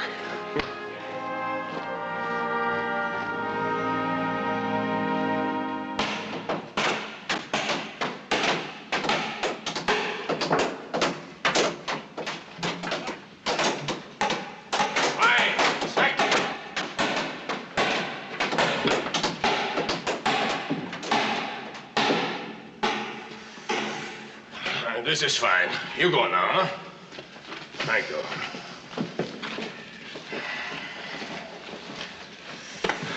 Are you satisfied, Philip? It is still an impractical man's dream, Adam. An invention is never completed until it is put to the test of serving the purpose for which it was designed. You wait for me up above, huh? I would like to stay here and look at this for a while. Oh, no, you don't. What's the matter? I found your bag. The powder, you didn't do a good job of hiding it. It's too dangerous, Adam. I'm game if you are. I don't want any more men killed. Neither do I. But I would like to be with you. Sort of a promise I made to Gil. All right. We'll see this thing through together.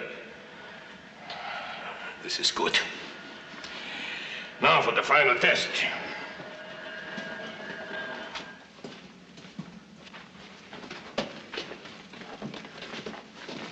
Why, you're wasting our time, Holloway. You better take a good look at it because you're going to see a lot of this kind of timbering from now on. Not in my mind, you won't. Well, this is it. Good luck, Philip. Come.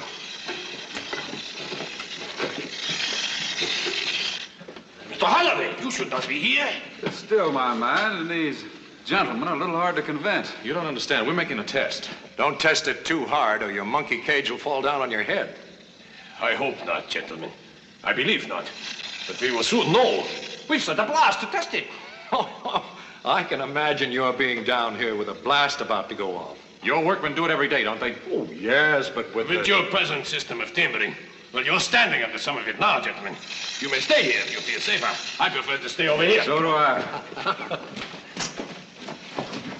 Why, you fool, we'll all be killed. Boys, the old timbering is right behind you. Go ahead, stay under it. You better hurry.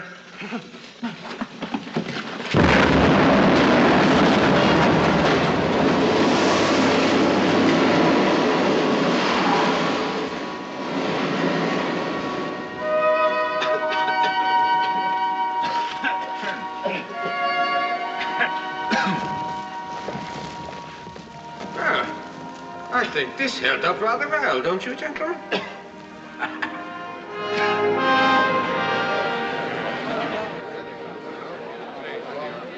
Very impressive.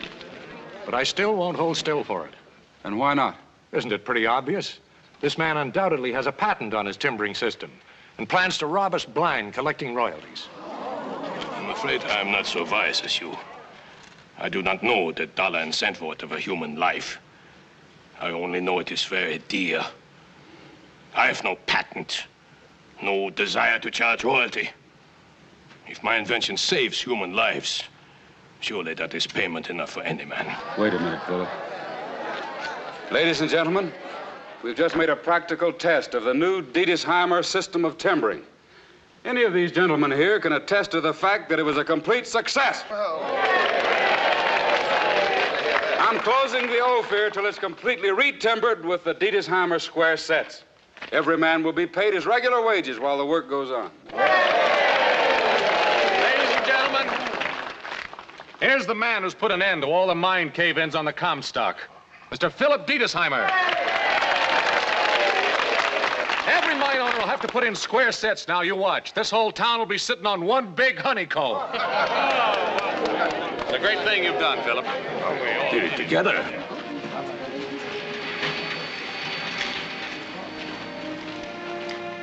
Well, listen, I'm hungry. Ain't you starved? On the contrary, horse.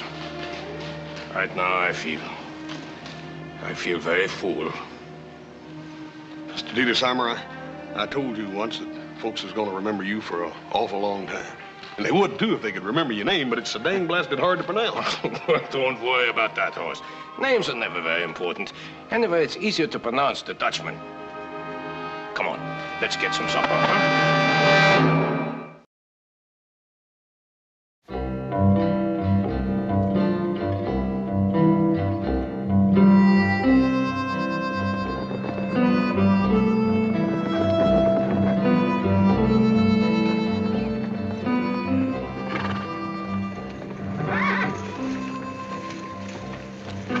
Sure hot work pushing all that cattle up into that high country. That water sure does look good, too.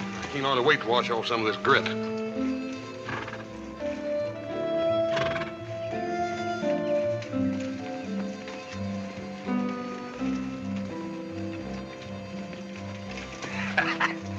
Careful, little Joe. That's the closest you've come to taking a bath in months.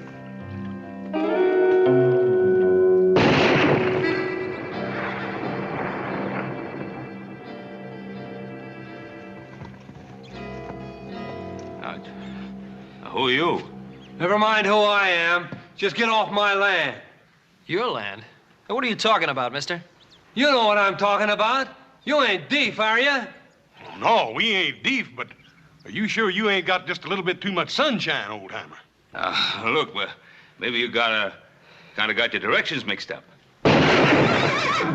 All right, now, don't anybody move. What do you want to go do a thing like that for, old-timer? I know my rights. The law says that I can shoot trespassers on sight. Look, you're on the Ponderosa. I bought this land, mister, and there ain't nobody going to take it away from me. Bought it?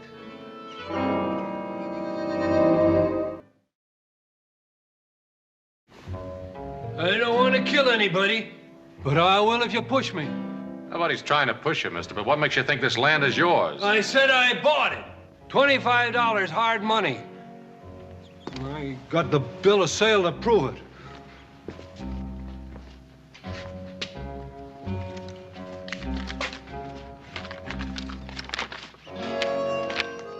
I hereby sell you all the land between the east shore of Lake Tahoe and Sun Mountain for $25 cash.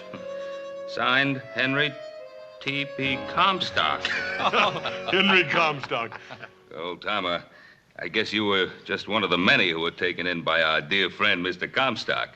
I guess you didn't know him any too well, did you? I don't have to know him. I got the bill of sale there to prove it.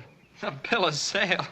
That old thief is selling the territory in Nevada if he could get away with it. Looks like he did, too. You remember the first time we ever seen him, little Joe? Oh, that wild-eyed old mule of his? Yeah. That black stove pipe hat that made it look pious as a preacher. You know how many men have draped this tree? 28 men and 1 woman. We figure to make it a nice round figure, like 30. All right, let's get it over with. Whoa, whoa! What the name of creation's your hurry? Mind if I have a last word with my friend? Friend? You haven't got a friend within 50 miles of Hangtown. Lord, I'm ready whenever you say the word, but Lord, I hope you'll forgive me if I don't have time to tell these boys about the big new movement going on around here. What in thunder big movement you talking about? Changing the name of Hangtown to Placerville. You boys hear of any such goings on around here? Lord, looks like you left these boys up in the hills too long. You know the first law they passed was there'd be no more hangings within the city limits. City limits, how far are they? Clear to the top of the Sierra Nevada mountains. That's a good 100 miles. Mighty ambitious town, Placerville. Lord, you didn't tell these boys nothing. You didn't tell them there's mighty touchy people around here, too. Especially about any unnecessary hanging. Hanging you is about the most necessary thing a hard rock miner could ever do. So we'll escort you the 100 miles over the Sierra Nevada and hang you there.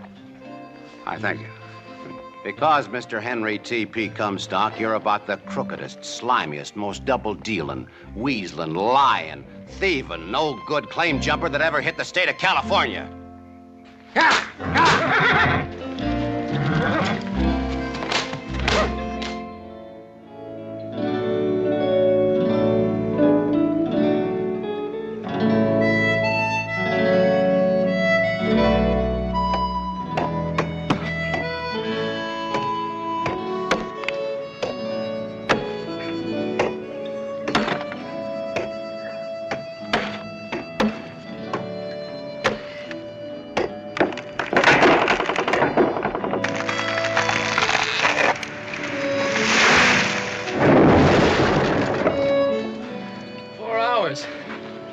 It took 4 hours to bring that thing down. That isn't such a long time, little Joe. That one, it took 400 years for it to grow. 400 years. Well, that was even before Columbus sailed out of Spain to discover America. Us, there were trees that were living and growing in this forest. They were old when Christ pulled fish out of the Sea of Galilee.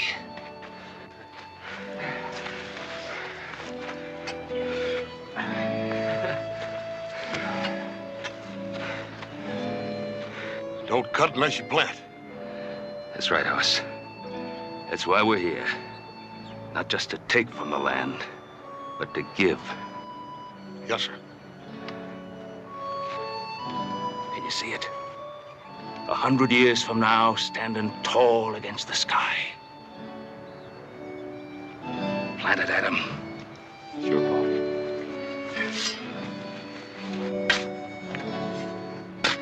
Well, little Ponderosa, see you around in a couple of 100 years when you're a big Ponderosa.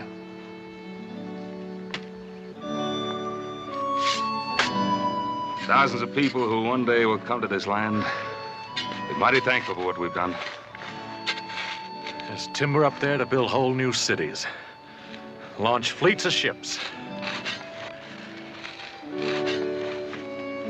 Hear that, Hoss? Older brother Adam is planning to build that Yankee fleet of his again. Yeah, well, it's going to take a mite more water than we got hereabouts to float it in, little Joe. Water? Oh, now, you don't think Adam is planning to sail his ships on just plain old water, do you? I guess you two mountain boys haven't heard. Just so happens I'm planning on ships that sail across sand. I remember walking across about 600 miles of it the last time Paul sent me to Salt Lake City to file in claim papers. How would you like to be able to do it in under 3 days? Oh, come on now. From here to Salt Lake City in 3 days? How you gonna do that? I think he's gonna fly through the air, or... Maybe 2 days. Oh, well, maybe 1 day. You talking about a railroad, son? I'd be talking about a railroad, Pa. Dreams are mighty good things to have, son. You know what it takes to build a railroad? Track. Track that runs across sand, round mountains, and over rivers. And track ain't nothing but a lot of rail and a bed of ties to lay it on. Cut down all these wonderful trees, provide ties for a railroad. I'd cut them down, Pa. And I'd put new ones in their place. Hey, that sounds like a rifle shot. On the California side. Sounded to me like it come off the Ponderosa.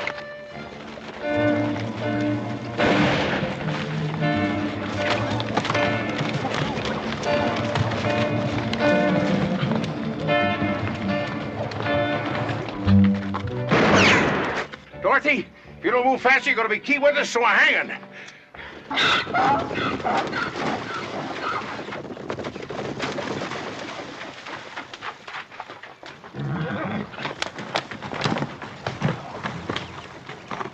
So he thinks he can sneak away on that old mule. Yeah, come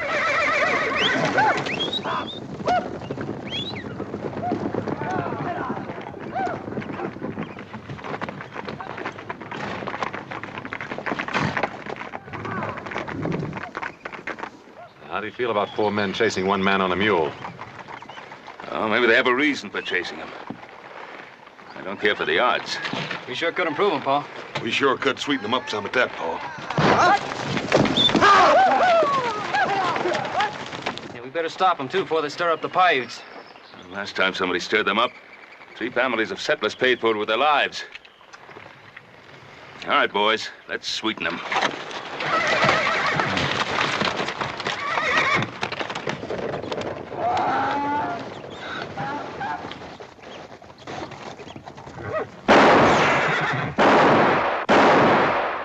Adam? Yeah. How far over you reckon them fellers are? About a half a mile, maybe. Yeah. It's just about what I figured. Hey, Hoss, even with that Sharp's buffalo gun you got, you don't figure you can hit a target at half-mile distance. You watch that feller's hat.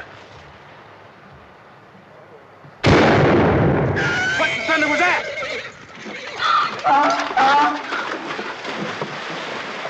Dorothy, that shot come from the direction I thought it did. Ah.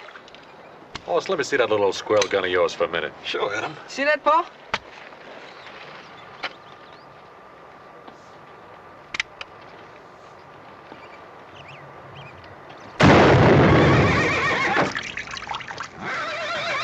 Couldn't be Comstock. He didn't even have a rifle.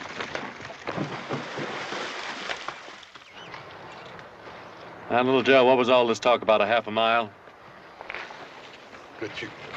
You want to try it, little Joe? Yeah, I better. You right sure now? Well, I think I better if I want to stay living with this family.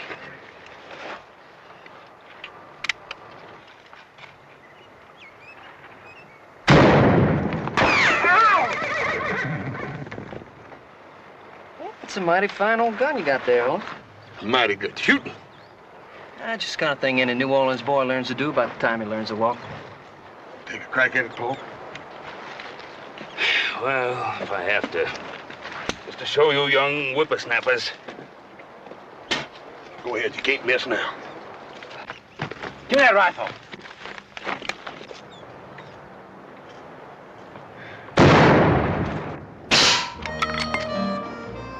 Mighty fine shooting. We gotta get out of here, Heck. Them ain't men, they're devils. Where are they shooting from? That's what I want to know. I don't know where it's coming from, but it's the best darn shooting I ever saw. Good shooting, all right, but it's done by men like us, not devils. Thank you for looking favorably in the countenance of this miserable sinner, Lord. I sure do appreciate it. I sure do. And to prove it, I won't lie or steal or ever jump any other fellow's claim again as long as I live. Strike me dead if I do, Lord. You strike me dead.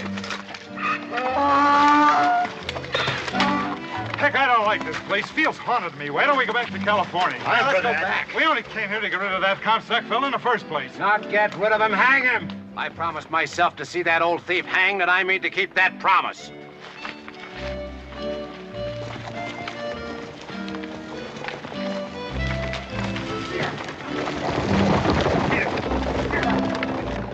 Yeah, I think we scared those fellows off. They're heading back to California. They are. Maybe they aren't. Quite an exhibition of skill, my friends. Truly the best exhibition of the fine art of rifle shooting I've ever seen. Since the days of that esteemed gentleman, Quincy P. Strongheart. Yes, I can see it all just as though it were yesterday. My boyhood chum, Quincy P., raised at my side in sight of the stormy and treacherous waters of Lake Nipishama. What in the tarnation you talking about, mister? What'd you do to stir up all that excitement? It's probably one of them claim jumpers they run out of California. Lad, I beseech you, don't mention that evil place to me. I, Henry T.P. Comstock, who have roamed the four corners of the earth, have sailed every shore and coastline of the seven seas, never want to hear the name of that foul-sounding place again as long as I live. Why were you run out? I? You think I, Henry Comstock, was run out of California? Run out and told never to come back. How many claims did you jump? Did you hear that? Yeah, not you. Lord, right where I stand, if I, Henry Comstock, ever jumped, or even thought of jumping any other gold miner's claim, strike me dead. Not yet, Lord. I know I'm a miserable sinner, and certain things have been known to cling to my fingers, but I'm not ready yet, Lord, to meet the hellfires of retribution. Not yet, Lord. Not yet. Hellfires of retribution, hear that, little Joe? Well, I figure if a man's going to get religion, he might as well get it in a hurry. Mr. Comstock, before your time is up, I think there's room for at least one good meal in there to help see you through that final journey. Do my ears deceive me, or did I hear you mention food? Gentlemen, when do we eat? You too, Dorothy. Dorothy, food. Come. Gentlemen, I have feasted at the tables of kings and dined in the company of millionaires, but never, I repeat, never have I enjoyed such a meal as this. This is Hop Sing's doing, Mr. Comstock. In all of your traveling, did you ever meet a finer cook? My good man, worthy descendant of Confucius that you might be, I must compliment you on having acquired a skill and wizardry in the culinary arts unmatched in all this land. He no like the lip? No, he likes him, Hop Sing. Oh, very good. I bring more. Got plenty more. Yeah, you do that, Hop Sing. You do that. Mr. Comstock, do you have any late news of my good friend, Captain John Sutter? Sir, you're referring to Captain John Sutter of the Sacramento Valley? Are there any other Captain John Sutters? Well, the poor man, he's a cause of sadness and melancholy to all of his friends. What's the matter? Is he getting worse? Not only getting worse, he's almost gone, as has his mind. Young man, pass that plate of sweet corn, please. You mean you're still hungry? I haven't seen corn as smooth and golden as this since I was a boy on the shores of Lake Semihushi. I thought you said over on the mountain, Lake Nipishama. Nipishama one side, Semihushi on the other. Lots of lake in that neck of the woods. Well, just what neck of the woods was that? You boys familiar with foreign lands? No. We've never been out of the country. Why? Oh, it's a shame that you can't know too much about wonderful country of my childhood, Canada. Well, this Napatchki and Skauchi Hiwachi, whatever you call it, are they in Canada? On the other side of the Frangatang Mountains. Mr. Comstock, what about my friend Captain Sutter? Poor man. It's a pity to what's happened to him. You wouldn't recognize him anymore. How bad is he, Mr. Comstock? Not just one more? Just a small one? Later. In fact, I think we've all had enough to eat for now. Hop Sing? Yes, Mr. Cartwright. You like a dinner? Yes, dinner was very good, Hop Sing, very good. Very good, Hop Sing, and I do thank you. Very good. We'll have a coffee in here. Yes, Mr. Cartwright. Mr. Comstock, brandy? Yes, don't mind if I do. Thank you, sir. You're very kind. Nice little place you got here. Reminds me of the time I was the guest of Queen Victoria at Buckingham Palace. I'll ride on down to the sawmill, pal. Have them bring those trees in we cut down. Fine, Adam, fine. Oh, Adam, do you need any help? Well, come to think of it, we are a little short-handed. How would you like to work for us, Mr. Comstock? We pay good money, $1 American a day. Work? What kind of work is that? Oh, hauling, cutting timber. Good, healthy outdoor work from sun up to sundown. Sun up? Oh, I'm afraid that's not the kind of work I do. Just what kind of work do you do, Mr. Comstock? I'd be real anxious to know. Yeah, well, I'm a merchant. Yes, that's what I am, a merchant. Oh, a merchant? Yeah.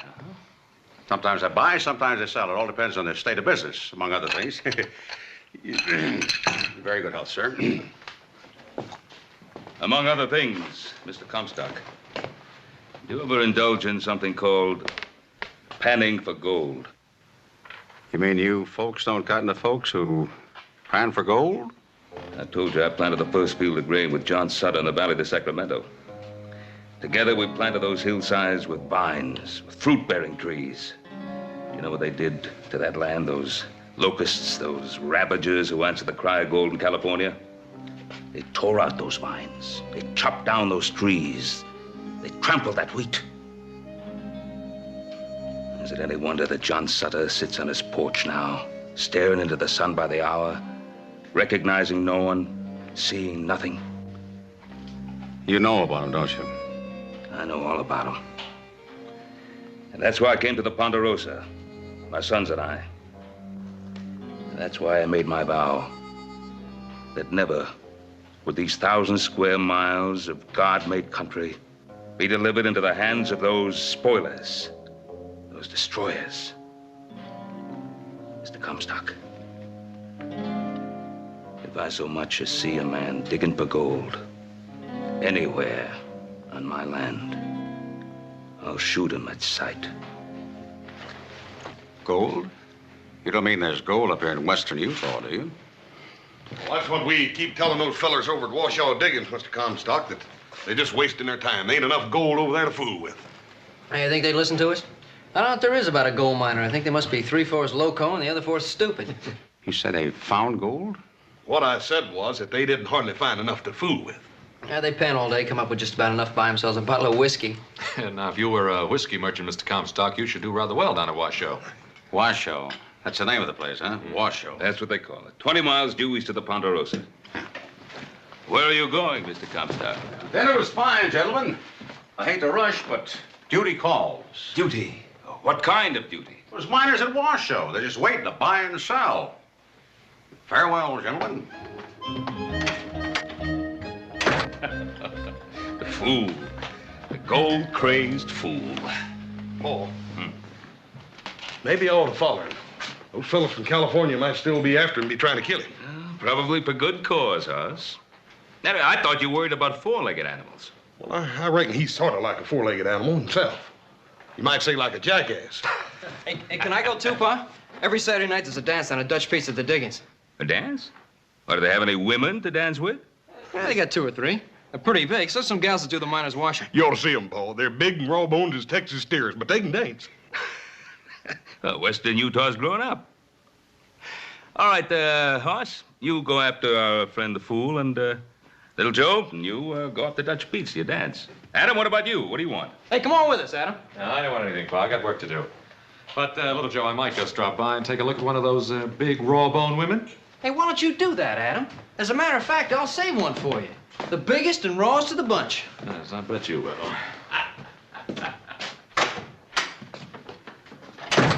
Boy, I sure would like to surprise him with a pretty little gal. There ain't no pretty gals in 100 miles here, Little Joe. Hey, but I'm just thinking about one. Just one. Paul, you sure his ma wasn't part jackrabbit? Hoss, his ma was all woman. So was Adam's. So was yours. They left me sons, boy. They left me sons.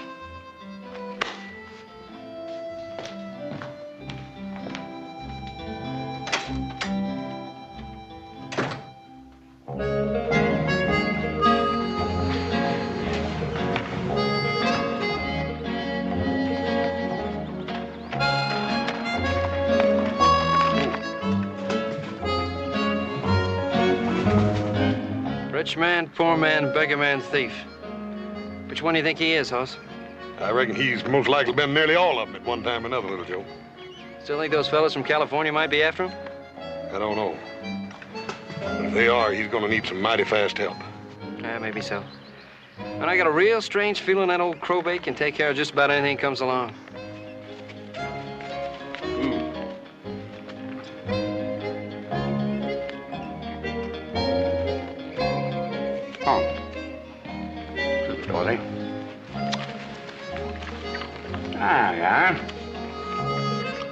Eat hearty. I guess the good Lord watches over fools and little children. Well, just in case the good Lord forgets for a minute, I think I better trail along after him and keep an eye peeled for trouble. I'll see you at the diggings tonight. You be sure and save me some of that tarantula juice, you hear?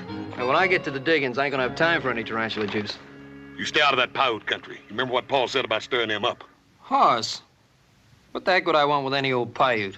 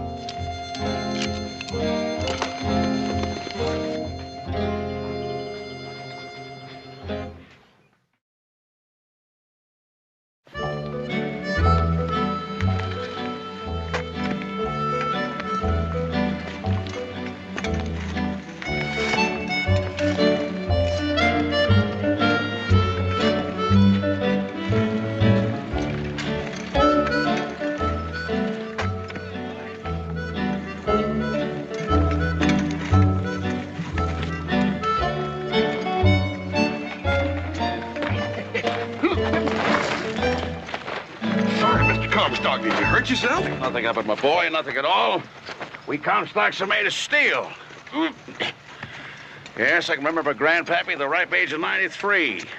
Chewing iron bars and spitting out nails. Yeah, I reckon you're all right at that. On the way you fell back there, I could have sworn you broke something. Son, you're looking at a man who did break something. Is linked with a past. How long has all this been going on? Well, feller's been fooling around these mountains for years. Digging up one side and then down the other. Fighting that blue stuff over there, they call it. Blue stuff? Never heard of it. What's that? Well, I don't reckon anybody rightly knows. Something that gums up something fierce. Makes it hard to get at the gold. Gold. Yeah, the gold. Like the sound of that word, son. It's like music to my ears. Yes, sir. From now on, I intend to confine all my valuable time to the Comstock lode. The Comstock lode? What's that? Everything that meets the eye, son. Everything that meets the eye. You just got here. How can you even think about naming all this after yourself when you only just got here? Son, that just goes to show you how wrong a man can be.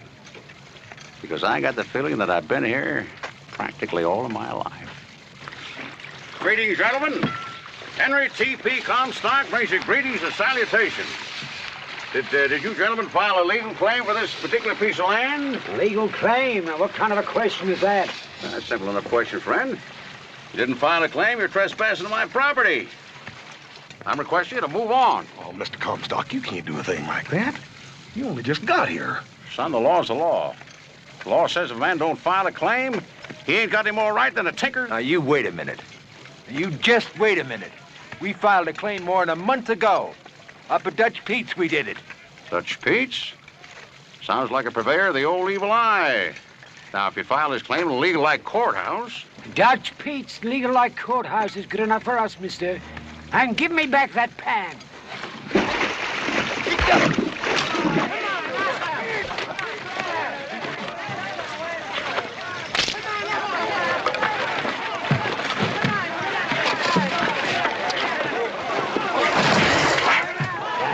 Blue stuff. Work and shake all day. It's got nothing to show for it but this damn blue stuff. Is this a private conversation, friend, or could you use a little company? Where'd you come from? I'll ask the questions, friend. How big a claim you got here? Clear to the head of the mountain. And all of it ain't worth it. Don't say it, friend. Think it, but don't say it. Quite a good-sized claim. How much gold? Gold? Say gold? I tell you, mister, there ain't nothing around here but this dang blue stuff. Loud. How'd you like to have yourself a partner? Partner? In what? Your claim, friend. Clear to the top of the mountain. Tell you what I'll do. I'll give you $17 American. $17? But I tell you, mister, all this dang blue stuff ain't worth a nickel. $17, my good man. It's my final offer. I'll take it, mister. Mister, you just bought yourself into half of this claim. $17, huh? Wait till I tell this to the boys at Dutch Pete's tonight. Partner, there's something else you're going to do at Dutch Pete's tonight, too. Now, at properly arranged time. I want you to break... You following me, friend?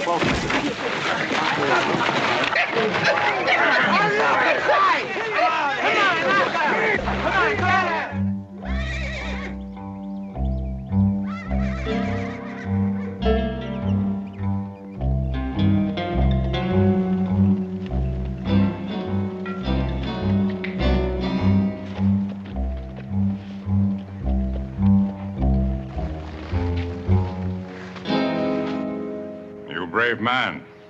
You ride into Paiute village alone. Chief Winnemucca, I believe you know my father, Ben Cartwright. I know, Father. I think you know me, too, and my brothers, Horace and Adam. Matter of fact, Chief, didn't you trade Pa this pinto pony for a buffalo gun? You from high up on mountain. Why you come here? Well, I brought you a little present, Chief. Pretty nice color, would you say? You bring this for me? Well, not exactly. It's for your daughter. When you see Saratucci? It was just a little while back down at the river. She's taking a bath. And now, hold it, Chief. She's more than a mile away. Just one of many women. The knife.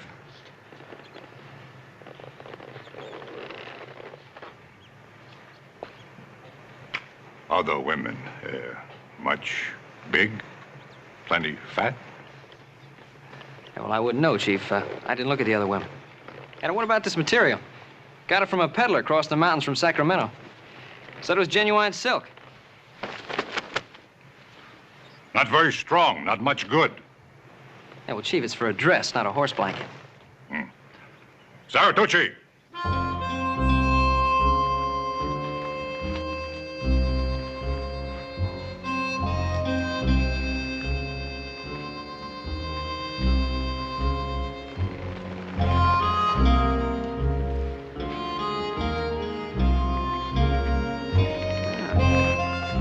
Now you look like a real princess, ma'am. What do you think, Chief?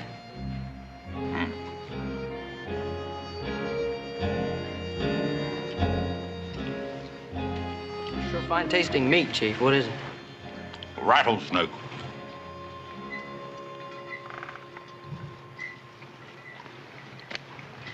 It's very, very good. We have a lot. You eat more. Well, no thanks, Chief. I'm not a very big eater.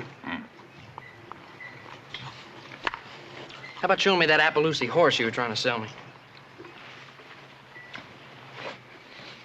I bring horse. You eat more. Very good. Yeah, sure, Chief. Oh, please, no thank you, ma'am. I'm not a very big eater. Hey, you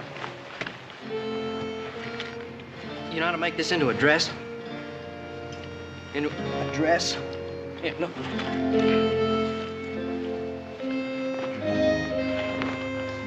See? Yeah, well, see what I mean here? Now, yeah, well, look, now, it doesn't look too good on me. Look, you try it. Sort of, yeah, you do it. That's it. That's... Yeah. Yeah, you're getting the idea, Princess. Yeah, that looks nice. Hey, now, listen, there's a dance down at the Washoe Diggings. A dance? You don't know dance. Look, a dance. Dance, dance.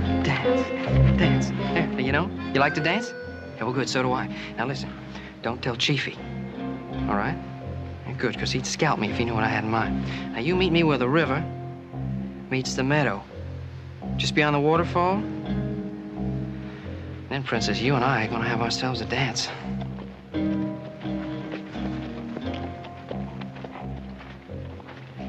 Ah. Yeah, Chief, that's what I call a horse.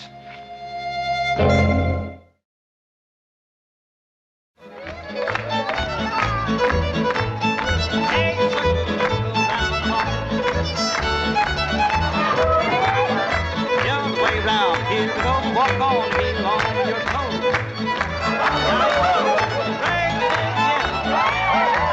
All the way back, swing that gal, everybody swing.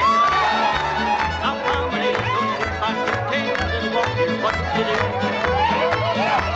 Now ladies, just sit there, pull a little bit, from the outside, and ladies go right, get go left.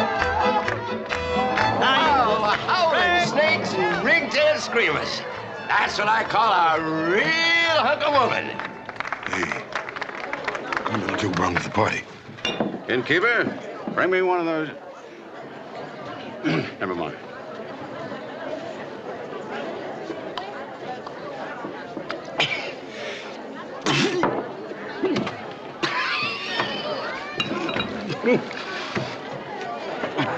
Young fella, I come from Virginia, which, as you can no doubt hear, is a pretty well-known fact hereabouts. You drunken coat! You don't even know where Virginia is! The Old Dominion, sir, the fairest of all the 35 states. Land where I was born, sir. Born and bred. And been soaking up to your teeth in corn liquor ever since. I know you're from Virginia. The Old Dominion, sir, the fairest You place wouldn't say that, friend. You ever seen the sunset on Lake Tomahawker? Oh, that's the prettiest lake. Where'd you get the girl, son? The girl? Hey, she's a real looker. Oh, Princess Sarah. Gentlemen! Gentlemen and ladies, I'd like to present to you the Princess Saratucci, Princess Sarah for short, daughter of Chief Winnemucca, of our friendly neighbors, the Paiutes. Sir? Do I understand you to mean you were reckless enough to take this Paiute gal away from her kinfolk and bring her here? Excuse me, I just remembered I ordered a drink. Paiute's a silly young fool. Innkeeper, give me a... No, never mind. Remember what Paul said about him stirring up them Paiutes? Little brother, what you mean about stirring up the Paiutes, and what I mean about stirring up the Paiutes, is two entirely different stirring ups. Princess, may I have the next dance? Pardon me, ma'am. Hi, everybody. Grab your partner. We're going to do the Virginia Reel.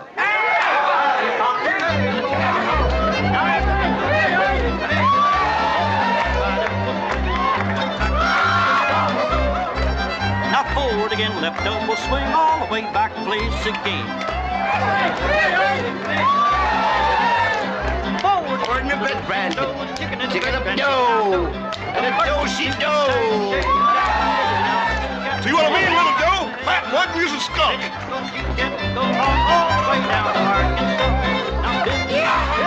Hey, Comstock's right. See the look here, boy. Of course, I prefer them wider in the tuna and broader in the beef.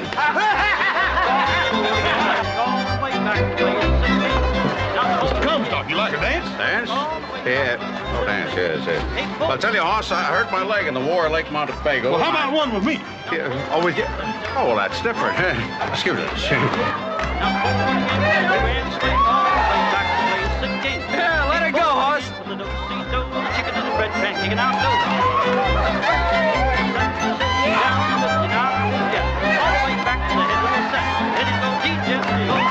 Son, I'll trade you Jenny here and throw in 5 ounces of gold dust. Anytime you want to switch partners.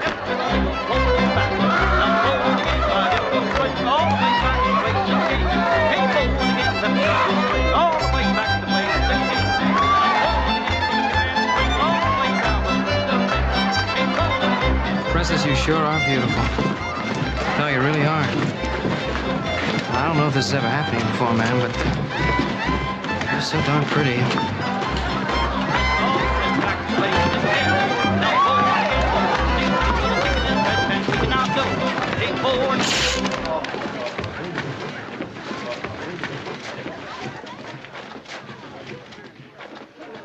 You take Salatucci away. Well, I didn't exactly take her away, Chief. I just asked her to go to a dance with me. What you do? You call this dance?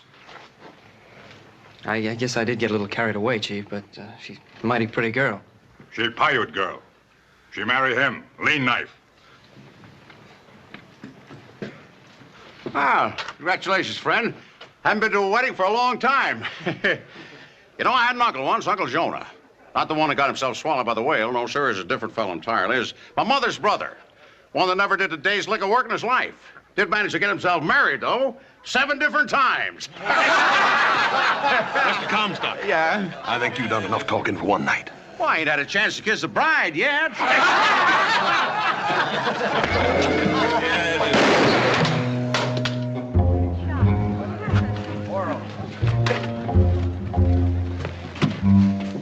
My sons seek no trouble with the Paiutes, Chief Winnemucca. That one is young, foolish. He will be punished if he's done anything wrong. But he will be punished by me, not by anyone else. He is your son. Yes, Chief.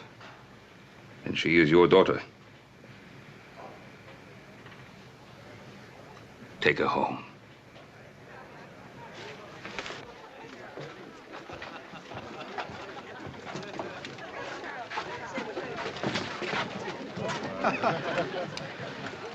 You know, the thing I like about you younger brothers, you don't care how big a mess you get yourself into as long as someone else gets you out of it. Yeah, well, you know something, older brother? I just knew you'd be here in time. Just in time to march you back home. I'll get Now, wait a minute, Paul. We can't go yet. Adam here ain't even had a dance. Now, where'd that old big fat gal go to? Why, you horse-faced, spindle-legged old sidewinder, I said I was the one buying the lady a drink. Next time I want a bath, friend, I'll arrange to have you talk at me. Innkeeper, pour this young lady a shot. Don't you touch that, ma'am. That stuff will poison you. Bartender, pour the little lady a drink of your best whiskey, the kind that we drink down in Virginia. My dear young lady, I've traveled the four corners of the earth, sailed the seven seas. I'm here to tell you the swell they'd rig of Virginia will ride a skunk's gut.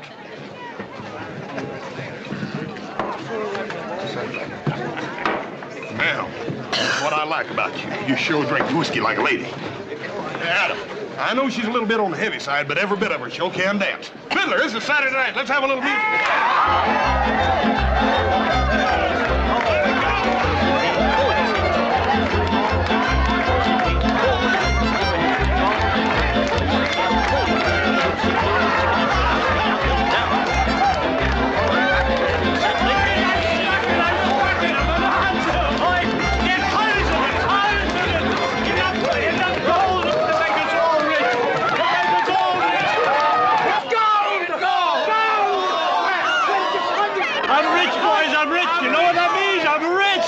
Cut it in, Mike! I'm rich, boys, I'm rich! Cut it in, Pike! There's a whole ledge of it. A ledge 50 foot wide, a solid ledge of gold. There's a bonanza! Where, Pike? Where? Pike! We're your friends and we tell you where it is! Up 6 Mile Canyon, head of the mountain, you dang fool, go! where you think?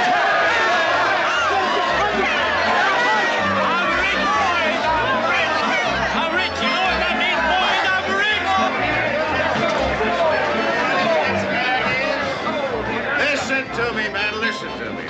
Thank you. Well, hurry up. What's on your mind? Just this. I hate to break your hearts, but all that gold out there, all that big strike, that's all on my land. Every bit of it's on my land. Your land? Yeah. When did you stake a claim to it? This afternoon, friend. Ask my partner there, Mr. Pike. We're gonna call it the Comstock Lode. Is that true, Pike? You sell this old horse thief part of your claim? Now, wait a minute.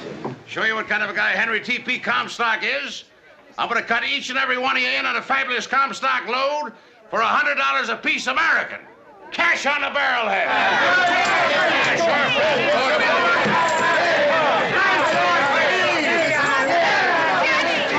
all right, friend, it's all right. But it's gold. I really found gold. Your friend, we'll talk about it later. It's gold, can't you see? It's gold. Yes, Pike, it is gold. It's really gold. It's the richest I've ever seen in here. I just given it away. I didn't know. I didn't know.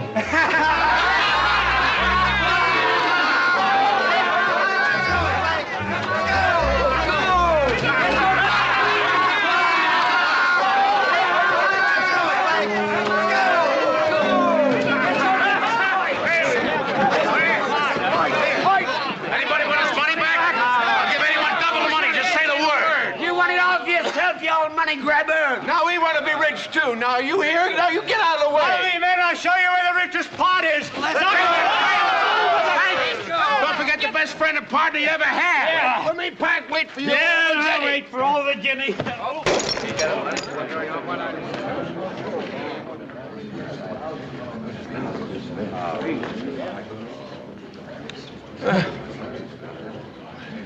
Just so it won't be a total loss, I hereby baptize this place Virginia! That's not the way to do it, boys. Oh, shut up, you old No, this is going to be a great place someday. Fortunes will be made here. We'll make fortunes so great we're going to need help counting our money. So it ought to have a fitting name. Shouldn't just call it Virginia. We ought to call it, Virginia City.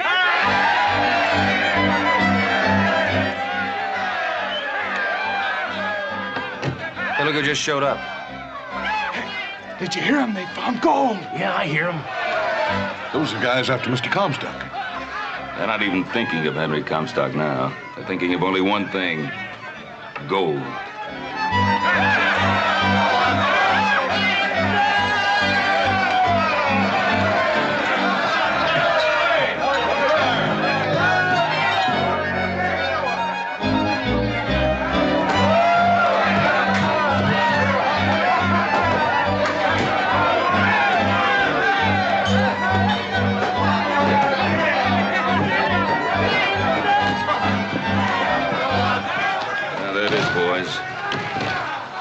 Gold will do to men.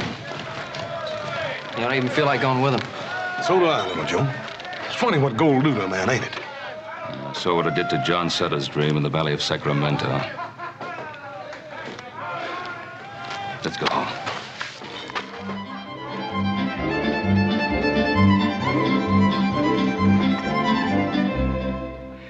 Well, there you have it. The story of Henry T.P. Comstock. He sure fooled everybody here, didn't he? Yeah, he did. But I guess most of all, he fooled himself. That claim he jumped. You know, they've taken millions of dollars worth of pure silver out of there. And would you believe it? Old Henry sold that claim for, what, $11,000. Hearing that, I don't feel so bad about that worthless piece of paper there. Worthless? Well, I wouldn't say it's exactly worthless. So you paid $25 hard money for it. What do you say, boys? Don't you think it'd be worth $25 to have a memento of our dear departed friend? You know, I bet that old crowbait's still jumping claims. Here you are, old-timer. $25 and a little more. Well, thank you kindly. Let's go, boys. Take it easy, old-timer. Yeah. We'll see you, old-timer. Yeah.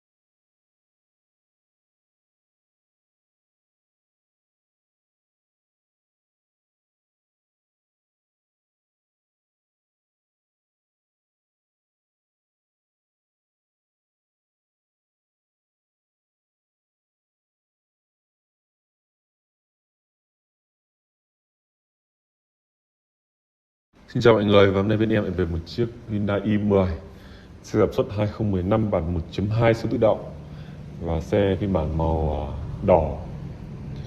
i10 là một trong những dòng mà rất là nhỏ gọn và tiết kiệm nhiên liệu, bản hatchback. Tổng thể chiếc xe thì cũng còn rất là tương đối, tuy nhiên con này thì rất là đen một chút là nó bị va quẹt. Con này thì va quẹt ở sở vết phụ đấy.